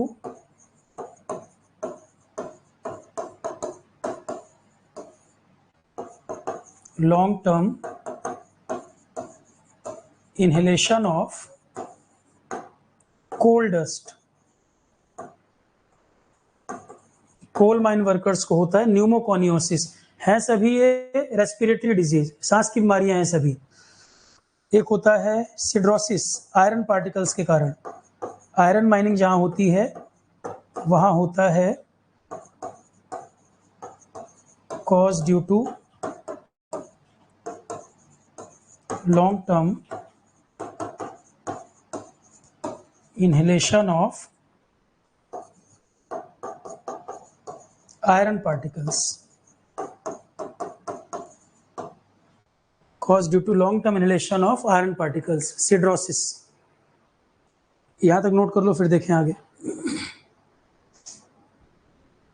इनके जो सेकंड नेम है ना वो भी लिखवा दे रहा हूं मैं, यहां तक पहले नोट कर लो।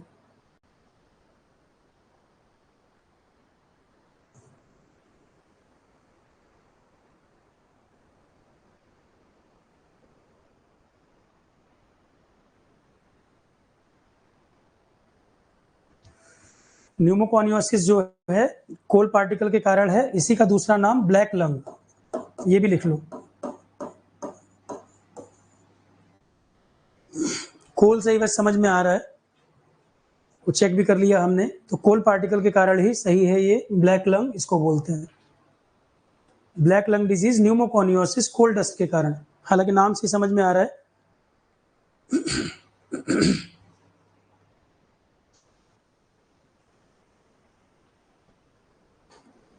देख लो एक बार, लिख लो, अगर हो जाए कंप्लीट तो बताओ।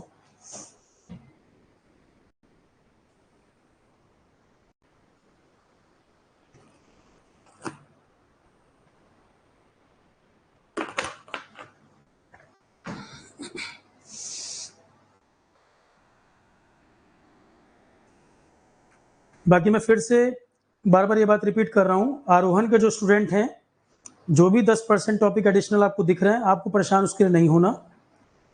जो मैंने आपको बोला है अभी 29 तक जो क्लासेस होंगी और 14 से पहले पहले जो भी थोड़ा बहुत रह गया है, पीडीएफ देना मेरी जिम्मेदारी है, क्लास भी उसकी कराना मेरी रिस्पॉन्सिबिलिटी। आप उसके लिए बिल्कुल परेशान ना हो, पेपर के 15-20 दिन पहले ही पूरा हो जाएगा, पर ये है सारा पीडीएफ प्लस क्लास आपको मिलेगा प्रॉपर, और थोड़ा ही रहेगा, ज्यादा है नहीं। तो आप बिल्कुल चिंता ना करें, जितना कंप्लीट होता गया है वो रेडी जरूर कर लो आप। मेरा बस एक ही बात को लेकर डर है कि जितना कंटेंट दे दिया है वो पूरा कर पाए हो कि नहीं कर पाए हो। बहुत लोग जी के करंट अफेयर फोल्डर ही पूरा नहीं कर पाए हो, इतना डाटा है।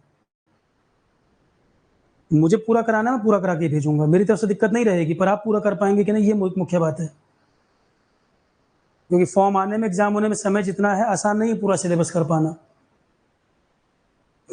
आगे बढ़े।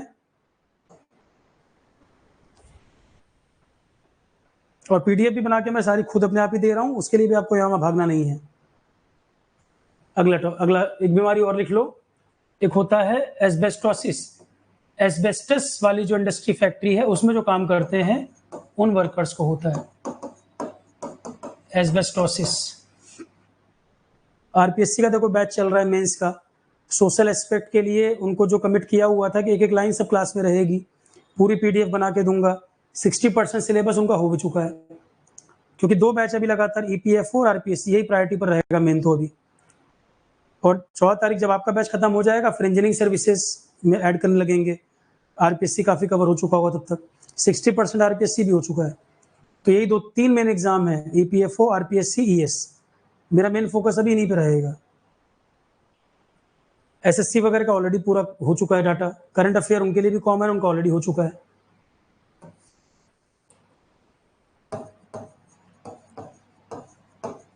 एस्बेस्टोसिस वाला है cause due to long term inhalation of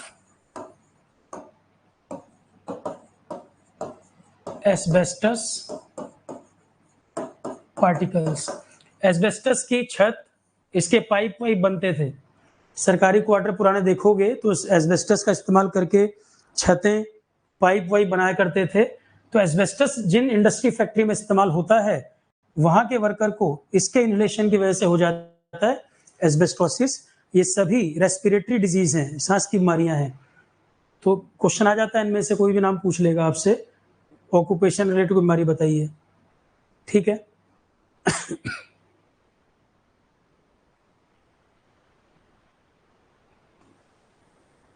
साफ पानी नहीं है, अगर हाइजीन कंडीशन ध्यान नहीं दिया गया, साफ पानी नहीं मिलेगा तो टाइफाइड हो जाएगा, ये वाटर बॉर्न डिजीज है।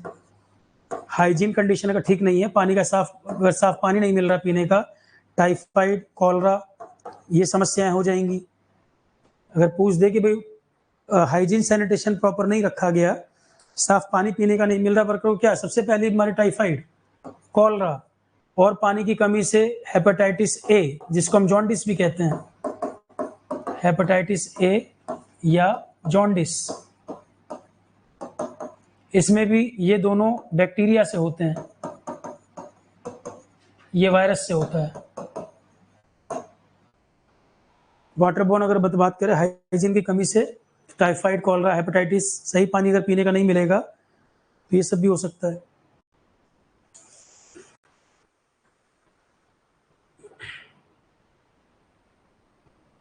क्लियर है?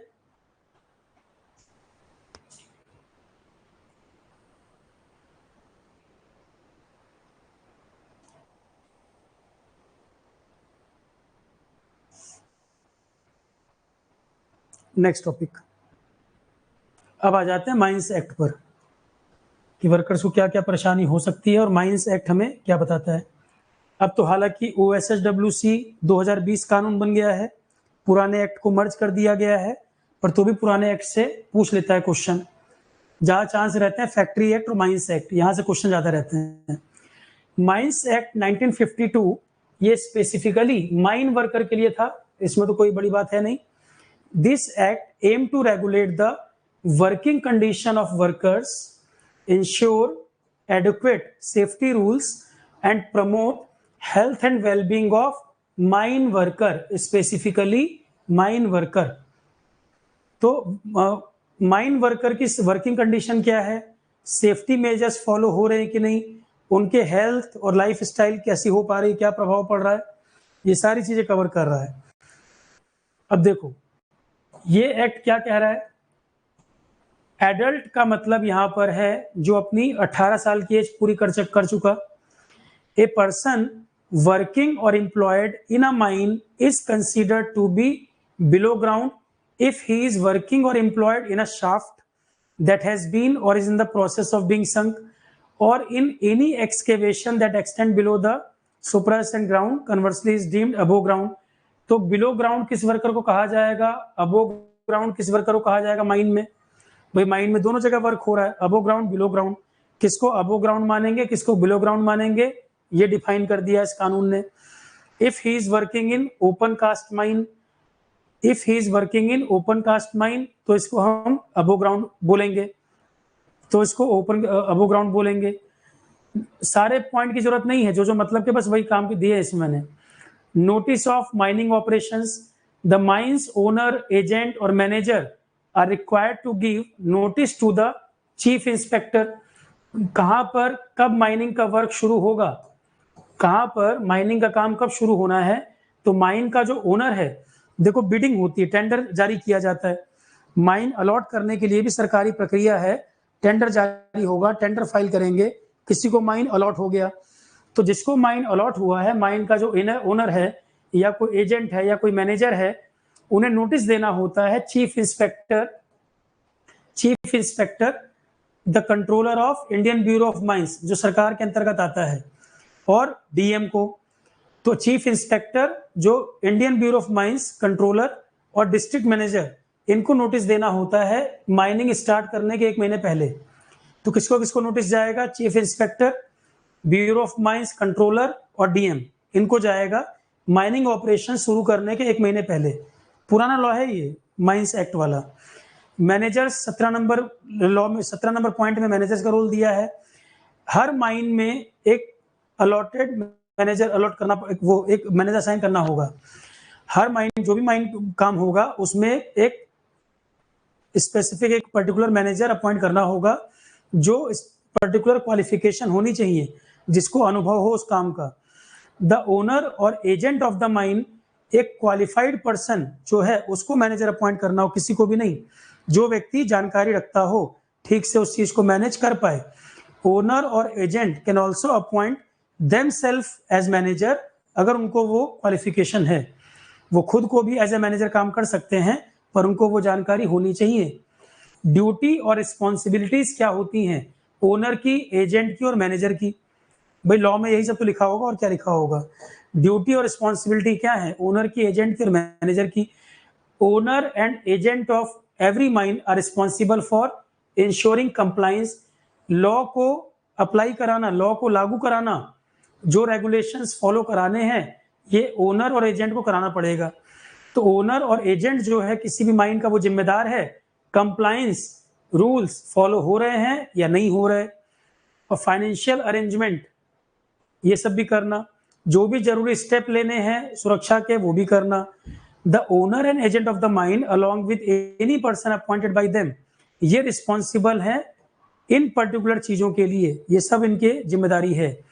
Providing suitable child care room, अगर फीमेल एम्प्लॉय माइन में काम कर रही हैं और उनके छोटे बच्चे हैं, 6 साल से कम उम्र के, 6 साल से कम उम्र का बच्चा है यदि उसका, तो चाइल्ड केयर रूम होना चाहिए। बच्चे को दूध पिलाना है या बच्चे को केयर करनी है, और स्पेसिफिक स्टैंडर्ड्स होने चाहिए, सुपरविजन रिक्वायरमेंट। तो child care room female employ के लिए होने चाहिए, अगर 6 साल से कम का बच्चा किसी महिला का है, वो टेक केयर कर सकती है वहां। मेंटेनिंग बाथिंग फैसिलिटी, शावर वगैरह होना चाहिए, क्योंकि माइन वर्कर डस्ट में काम कर रहे हैं, शावर वगैरह लगे होने चाहिए। लॉकर रूम उनको देना चाहिए, मेल फीमेल दोनों के लिए सेपरेट होना चाहिए, मेल फीमेल दोनों के लिए सेपरेट वॉशरूम, लॉकर रूम होने चाहिए। कैंटीन की व्यवस्था एम्प्लॉय के लिए होनी चाहिए, अगर एम्प्लॉय की संख्या 250 या उससे ज्यादा है।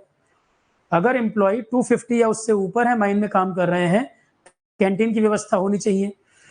एम्प्लॉयर जिम्मेदार है हेल्थ और सेफ्टी मेजर्स के लिए, वो ये अप्लाई कर रहा है कि नहीं कर रहा।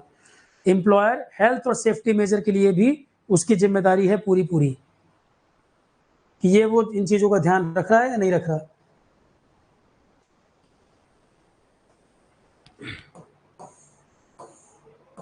अब तो लॉ में तो कुछ चेंज होगा नहीं, लॉ तो एज इट इज यही रहेगा। ड्रिंकिंग वाटर, साफ पानी, वॉशरूम सब है कि नहीं, तो देखो क्लियर, अब इसमें कुछ ज्यादा लॉजिक भी नहीं लगाना, कानून एज इट इज लिखा हुआ है। उसमें से भी जो जरूरी पॉइंट है वही छाट के खाली मैंने दिए हैं इसमें, वो काट छाट मैंने अपने आप ही कर दिया है। तो water facility, ample cool clean drinking water उनको मिलना चाहिए, भाई बेसिक नीड है ना। They should be clearly labelled with drinking water, उस पर लिखा होना चाहिए पीने का साफ पानी है ये, बोल्ड लेटर्स में लिखा होना चाहिए। आप देखते हैं इंडस्ट्री फैक्ट्री कहीं आप जाते हैं, पीने के पानी पे लिखा रहेगा ड्रिंकिंग वाटर, अवेयर रहे, उनको पता हो साफ पीने का पानी होना चाहिए, और उस पर लिखा भी होना चाहिए, ठीक है। और वो उस भाषा में लिखा हो मैक्सिमम लोग जिसको समझ पाए, भाई सारी भाषा सब तो नहीं समझ पाएंगे, तो उस भाषा में लिखा हो जिसको ज्यादा से ज्यादा लोग समझ पाए। Water point must be situated at least 6 metre away from washing area, washing area या वॉशरूम वगैरह से कम 6 मीटर की दूरी पर हो। वॉशरूम में ही टॉयलेट में ही पीने के पानी का भी ना लगा दें। तो वॉशिंग एरिया जो है उससे कम से कम 6 मीटर दूरी पर पीने के पानी की व्यवस्था होनी चाहिए, इन्फेक्शन का खतरा ना रहे, सफाई रह सके, बैक्टीरिया वायरस से कंटेमिनेट ना हो। For employee working underground written permission chief inspector की होनी चाहिए। अरेंजमेंट फॉर वाटर सप्लाई वहां है कि नहीं, जो वर्कर अंडरग्राउंड काम कर रहे हैं रिटन परमिशन चीफ इंस्पेक्टर की होनी चाहिए। Required to maintain alternative arrangement, water supply के अरेंजमेंट है या नहीं है। फिर conservancy, each mine have enough separate and conveniently located latrine and urinals. Toilet वगैरह जाने के लिए मेल फीमेल के लिए 20 नंबर में लिखा हुआ है, ये होने चाहिए, जहां प्रॉपर लाइट हो, वेंटिलेशन भी हो और साफ सुथरे हो। प्रॉपर तरीके से पहले भी लिखे गए हैं पर अब इसमें और इफेक्टिव कर दिया। मेडिकल की सुविधाएं हैं कि नहीं, हर माइन में फर्स्ट एड की सुविधा होना मैंडेटरी है। There must be easily accessible, कोई इमरजेंसी हो जाए आसानी से एग्जिट का रास्ता होना चाहिए, फर्स्ट एड वगैरह उनको मिलनी चाहिए। Individual must be available through out the working hours, जो मेडिकल प्रोफेशन वर्कर है वो वहां अवेलेबल होना चाहिए जब तक माइन में काम हो रहा है, कभी भी इमरजेंसी पड़ सकती है। Every mine must maintain easily accessible arrangement for conveying, कोई व्यक्ति यदि चोटिल हो जा रहा है या बीमार हो रहा है, व्यवस्था होनी चाहिए एम्बुलेंस या गाड़ी जिससे तुरंत उसको नजदीकी अस्पताल या डिस्पेंसरी में ले जाया जा सके। भाई हाई रिस्क काम है ना, तो माइन में अगर कोई इंजरी या कोई बीमार पड़ जा रहा है तो अरेंजमेंट होने चाहिए, तुरंत जल्दी से जल्दी अस्पताल या डिस्पेंसरी उसको पहुंचाया जा सके। फर्स्ट एड रूम में प्रॉपर जरूरी चीजें सब मिलनी चाहिए।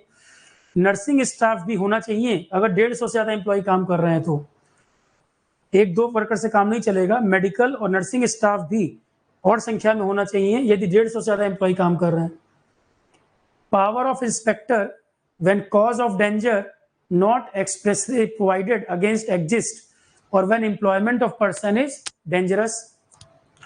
इंस्पेक्टर के अधिकार, power of inspector when cause of danger not expressly provided against exist or when employment of person is dangerous, अगर कोई व्यक्ति काम कर रहा है और उसको खतरे में डाला जा रहा है तो इंस्पेक्टर के अधिकारों की बात अधिक, उसके पास क्या power.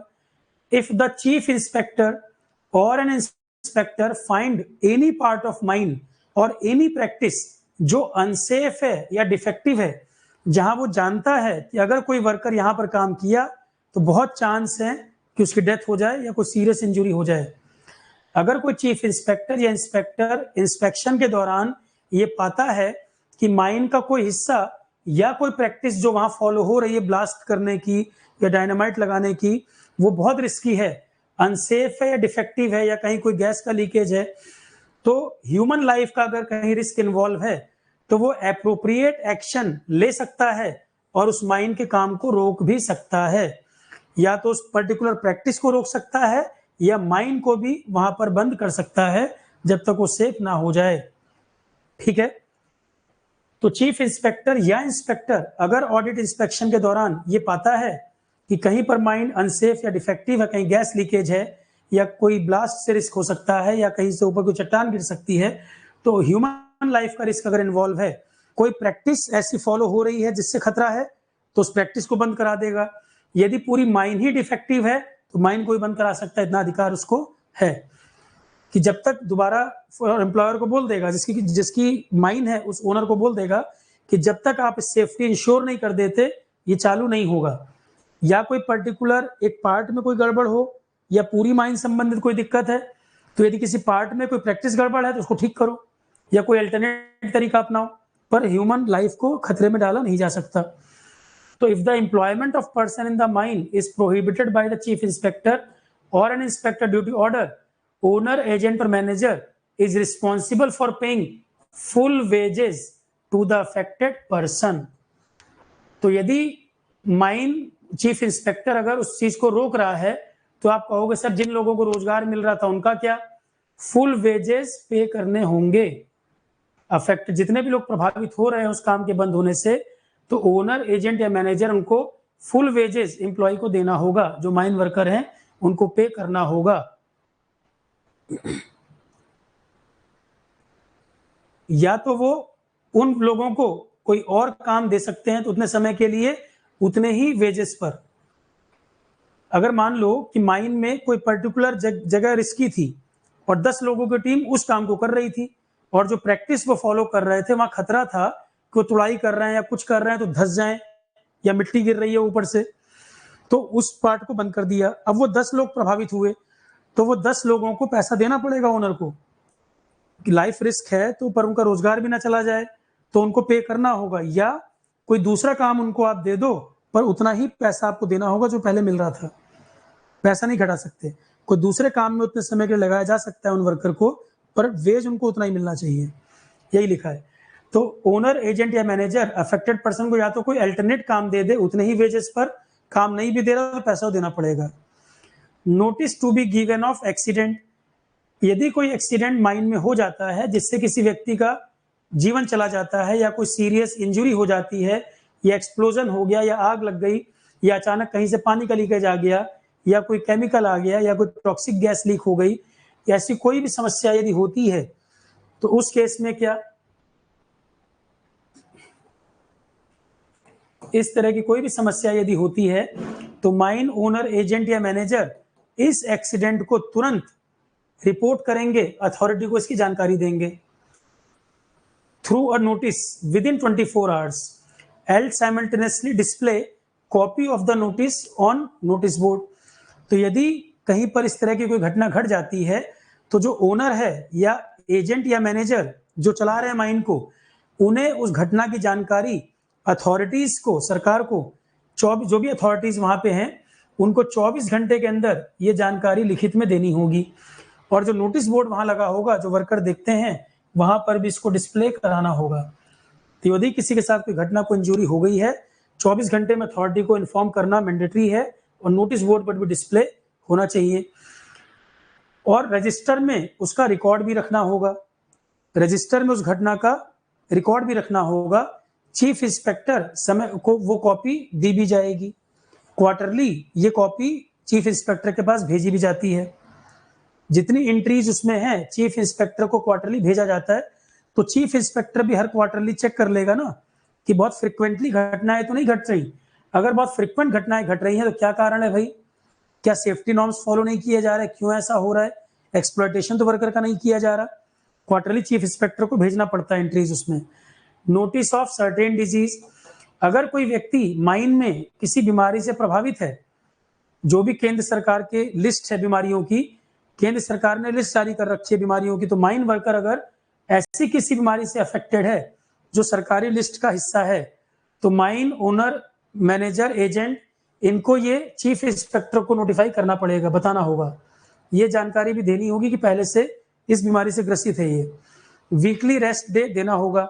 No person is allowed to work in a mine for more than 6 days, एक वीकली ऑफ होना जरूरी है, एक weekly off mandatory. Compensatory days of rest, if workers are not given their weekly rest, अगर उसको weekly off नहीं दिया गया तो माइनिंग अथॉरिटीज, जो माइनिंग ओनर हैं, उन्हें उस वर्कर को कंपनसेशन देना होगा। अगर रेस्ट नहीं दिया तो उसी महीने में उनको कंपनसेशन वाला अमाउंट रिलीज करना होगा।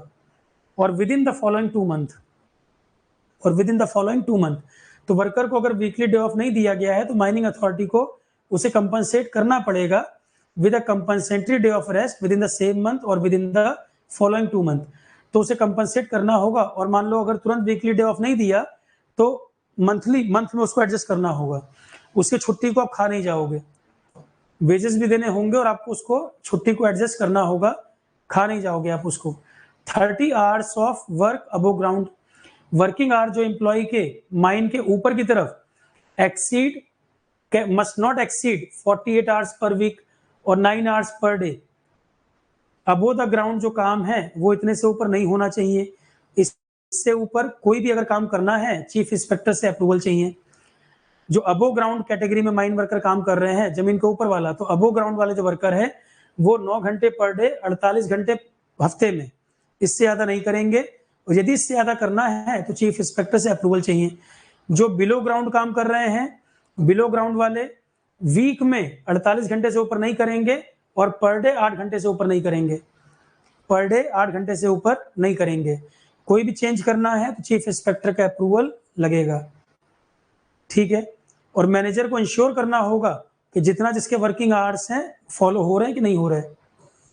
Extra wages for over time कराएंगे, एक्स्ट्रा पेमेंट करना होगा। अब इसमें तो कुछ समझाने वाला पार्ट नहीं भाई। 8 आवर्स अगर है बिलो ग्राउंड वाले के लिए 8 आवर्स है, अबो ग्राउंड वाले के लिए 9 आवर्स है, तो इससे ऊपर अगर आप काम कराएंगे तो उसको पे करेंगे ना। ओवर टाइम अगर कराएंगे तो आपको पेमेंट करना होगा, और जो आपने ओवर टाइम कराया है वो रिकॉर्ड रजिस्टर में मेंटेन भी रहेगा। जो आपने ओवर टाइम कराया है रिकॉर्ड रजिस्टर में सब मेंटेन रहेगा, कभी भी ऑडिट होगी, चेकिंग होगी तो वो देख सकते हैं। ठीक है, वर्किंग आवर्स कितने हैं वो हमने बता ही दिया। नोटिसेस रिगार्डिंग वर्किंग आवर्स, एक ये एज वाला क्लॉज है। Notices regarding hours of work, तो वर्किंग आवर्स हमने दोनों बता दिए। Manager must display a notice outside the mine office, start कितने बजे होगा काम, खत्म कितने बजे होगा, नोटिस बोर्ड पे लिखा होगा। नोटिस बोर्ड पे मेंशन करेंगे कितने बजे वर्क स्टार्ट होना है, कितने बजे खत्म करना है, शेड्यूल वगैरह सब लिखा होता है। कोई अगर मॉडिफिकेशन है तो डिस्प्ले बोर्ड पे उनको लिखना होगा, चीफ इंस्पेक्टर को इन्फॉर्म करना होगा। Employment of person below 18 year of age, ध्यान दो माइनिंग के लिए no person below the age of 18 can work in mines. Mining के लिए क्वेश्चन आता है एग्जाम में कि वर्किंग एज माइन वर्कर का क्या 18 ईयर के नीचे नहीं होना चाहिए। चाइल्ड लेबर इशू है, वर्किंग एज कितनी होनी है, तो 18 साल से नीचे का व्यक्ति माइन में काम नहीं करेगा। वर्क प्रॉपर एम्प्लॉय की बात कर रहा हूं। जबकि अप्रेंटिसशिप और ट्रेनी जो होते हैं, ध्यान देना, 18 साल से नीचे का फुल टाइम वर्कर माइन में काम नहीं करेगा, पर अप्रेंटिसशिप के लिए या ट्रेनी जो 16 साल तक की उम्र के हैं, 16 से नीचे नहीं, जो 16 साल की एज क्रॉस कर गए हैं, वो चीफ इंस्पेक्टर या इंस्पेक्टर का अप्रूवल लेकर अप्रेंटिसशिप या ट्रेनी के तौर पे काम कर सकते हैं। दो एज बात हुई। माइनिंग के लिए जो काम कर, माइनिंग एक्टिविटी जो प्रॉपर काम कर रहे हैं वो 18 के नीचे वाला नहीं हो सकता, पर ट्रेनिंग के लिए या अप्रेंटिसशिप के तौर पे जो काम करते हैं, चीफ इंस्पेक्टर या इंस्पेक्टर का अप्रूवल लेटर लेकर सिग्नेचर कराकर वो अप्रेंटिसशिप या ट्रेनिंग के तौर पर काम कर सकते हैं, फुल टाइम एम्प्लॉय के तौर पर नहीं। वो 16 साल से ऊपर वाले कर सकते हैं। फिर मैं रिपीट कर रहा हूं, ऑप्शन में 16 18 दोनों लिखेगा कि माइन में काम करने के लिए वर्कर की एज 18 से नीचे नहीं होनी चाहिए, कि 16 से नीचे नहीं होनी चाहिए, 18 के नीचे नहीं होनी चाहिए। पर ट्रेनिंग या अप्रेंटिसशिप पर्पस के लिए यदि कोई आया है, चीफ इंस्पेक्टर या इंस्पेक्टर का अप्रूवल लेकर 16 से ऊपर का है, तो ट्रेनिंग या अप्रेंटिसशिप का काम कर सकता है, फुल टाइम वर्कर नहीं। इसको ध्यान देना, ऐसे फंसाता है क्वेश्चन में, एज वाला क्वेश्चन आता है। वुमेन का एम्प्लॉयमेंट, तो वुमेन के लिए नियम क्लियर है, लेट नाइट तक काम ना कराया जाए, वर्किंग कंडीशन ठीक हो, हाइजीन हो, अबो ग्राउंड वर्क में लगाया जाए, तो वुमेन के लिए जो नियम होने चाहिए वो सब लिख दिए। अब इसमें कोई ऐसा लॉजिक वाला पार्ट नहीं है। एम्प्लॉयमेंट वुमेन के लिए वर्किंग कंडीशन क्या होंगी वो लिख रखा है। एनुअल लीव के प्रावधान होने चाहिए, ऐसा ना हो पूरे साल काम ही कराए चले जाए, छुट्टी ना मिले। तो if a worker is employed in a mine for a calendar year service, he is entitled to leave with wages in the following year in case a worker work below the ground. Below the ground अगर काम कर रहा है, he must be paid 1 day of leave for every 15 days of work. Below ground अगर कोई काम कर रहा है तो हर 15 दिन में कम से कम 1 दिन लीव, वीकली ऑफ तो होता ही है। अगर आप उस वीक में ऑफ नहीं भी दे रहे हैं तो 15 दिन में तो मैंडेटरी चाहिए ही चाहिए। Otherwise they will receive 1 day of leave for every 20 days of work. तो कुछ छुट्टियों के नियम क्या है वो लिखे हुए हैं यहाँ पर। छुट्टियों के क्या नियम लिखे हैं वो है, देखो यहाँ लिख रखा है, if they attend the mine at least 190 times in a year, for other worker calendar service considered this at least 240 times. तो कितने दिन से माइन में काम कर रहा है उसके लिए साल में छुट्टियां कितनी होंगी, उनके प्रावधान बने हुए हैं। बिलो ग्राउंड वर्कर अगर माइन में 190 दिन 190 दिन से ज्यादा काम कर रहा है, और अबो ग्राउंड वाला वर्कर 240 दिन से ऊपर काम कर रहा है, तो एनुअल लीव के नियम बने हुए हैं, वेजेस भी प्रॉपर मिलेंगे उनको। Wages during leave period, leave period के दौरान वेजेस क्या होंगे क्या नहीं होंगे, मतलब सारे नियम इसमें प्रॉपरली मेंशन वर्कर के हैं। क्वेश्चन कहां से हो सकता था, एज वाला क्वेश्चन ज्यादा इंपॉर्टेंट है, और कुछ कुछ चीजें बस एक बार रीड कर सकते हैं, उससे ज्यादा कुछ नहीं, बहुत टाइम ही लगाना है इसमें।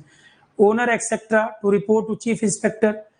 ओनर, एजेंट या मैनेजर माइन का कोई कार्रवाई कर सकता है किसी वर्कर के खिलाफ यदि उस वर्कर ने कोई गड़बड़ कर दी है, कोई मारपीट कर ली है, किसी प्रकार का क्रिमिनल है, तो कोई ओनर माइन का जो है वो चीफ इंस्पेक्टर को रिपोर्ट कर सकता है वर्कर के बारे में यदि वो कुछ गलत कर रहा है। They must promptly inform the chief inspector about the outcome within 21 days of the judgement और कोर्ट ऑर्डर। तो यदि कोर्ट से भी कोई फैसला आया है किसी बारे में तो विद इन 20 डेज उसको इन्फॉर्म करना होगा। तो यदि कोई वर्कर गड़बड़ कर रहा है तो भी जानकारी देनी होगी।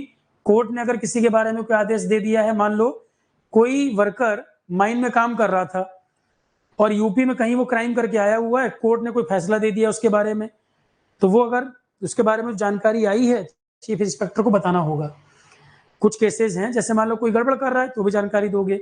अगर कोई कहीं और किसी मामले में फंस गया और कोर्ट ने उसके अगेंस्ट में फैसला दे दिया तो 21 डेज के अंदर अंदर ये कॉपी हमें चीफ इंस्पेक्टर को भेजनी होगी, बताना होगा। रजिस्टर ऑफ पर्सन एम्प्लॉयड, जितने व्यक्ति काम कर रहे हैं सबका रजिस्टर रिकॉर्ड मेंटेन होना चाहिए। ऐसा ना हो रजिस्टर में दिखा रहे हो 50 लोग और 20 लोग आधी सैलरी में बाहर से काम करा रहे हो, यही करते हैं ठेकेदारी में, कई बार लोग यही करते हैं ना, 40 लोगों का रिकॉर्ड दिखा रहे हैं, 20 को आधी सैलरी में बाहर से ले आए, उनका एक्सप्लॉयटेशन कर रहे हैं, कोई सुविधा भी नहीं दे रहे और वो रिकॉर्ड में भी नहीं चल रहा। चीफ इंस्पेक्टर भी क्या कर रहे हैं, पैसा खा के वो भी चुप बैठे हुए हैं। जब डीएम की विजिट हो रही है तब पकड़ में आ रहा है, गलती पकड़ में आ रही है। भाई काम करा रहे हैं 40 लोगों से, रजिस्टर मेंटेन कर नहीं रहे और 20 आदमी 30 आदमी फालतू ऐड कर रहे हैं, उसे 16 घंटे काम ले रहे हैं, पैसा भी पूरा नहीं दे रहे, रिकॉर्ड भी मेंटेन नहीं कर रहे, तो कोई सुविधा भी नहीं दे रहे। चीफ इंस्पेक्टर को खिला पिला के सेट कर दिया, वो भी कुछ नहीं कह रहा। तब जब जांच होती तब पकड़ में आता है कभी। तो डाटा प्रॉपर रजिस्टर मेंटेन होना चाहिए, रजिस्टर में एंट्री होनी चाहिए। अब इसमें गड़बड़ पाई गई और ईमानदार अधिकारी होगा तो कार्रवाई कर देगा। क्लियर है? तो प्रॉपर डाटा की एंट्री वर्क की होनी चाहिए, किससे कितने एम्प्लॉय काम कर रहे हैं, किस चीज में कितने लोगों को लगाया गया है, ये सब चीज का रिकॉर्ड प्रॉपर मेंटेन होना चाहिए ताकि जब भी ऑडिट या इंस्पेक्शन हो सब कुछ आपके पास रिकॉर्ड मेंटेन हो। क्लियर है? तो ठीक है, चलो अब इसको आज इतना रखते हैं। अब कल हम बात करेंगे फैक्ट्री एक्ट और जो ग्लोबलाइजेशन का एक टॉपिक है आपका, कल उस पर बात करेंगे। आज इतना रखते हैं, कल इसके आगे कहानी। कल भी क्लास है आपकी, ईपीएफओ वाला जो बैच है क्लास कल भी होगी। मैं फिर कह रहा हूँ यूट्यूब वाले जो बच्चे हैं सब लेक्चर उस पर नहीं होंगे, 1-2 लेक्चर वहां पॉसिबल है, सब नहीं पॉसिबल है। कुछ कंटेंट यूट्यूब पे ऑलरेडी भी दे रखा है, कुछ नहीं अच्छा खासा दे रखा है, पर 100% यूट्यूब पर नहीं पॉसिबल है। ठीक है क्लास, थैंक यू। अब कुछ पूछना है किसी को तो पूछ लो। जीके करंट अफेयर वाला फोल्डर जल्दी जल्दी कंप्लीट करिए, काफी कंटेंट उसमें है अवेलेबल जो बहुत सारे टॉपिक कवर कर रहा है आपके। ठीक है, कोई किसी का पॉइंट है, कुछ बोलना है तो बताएं।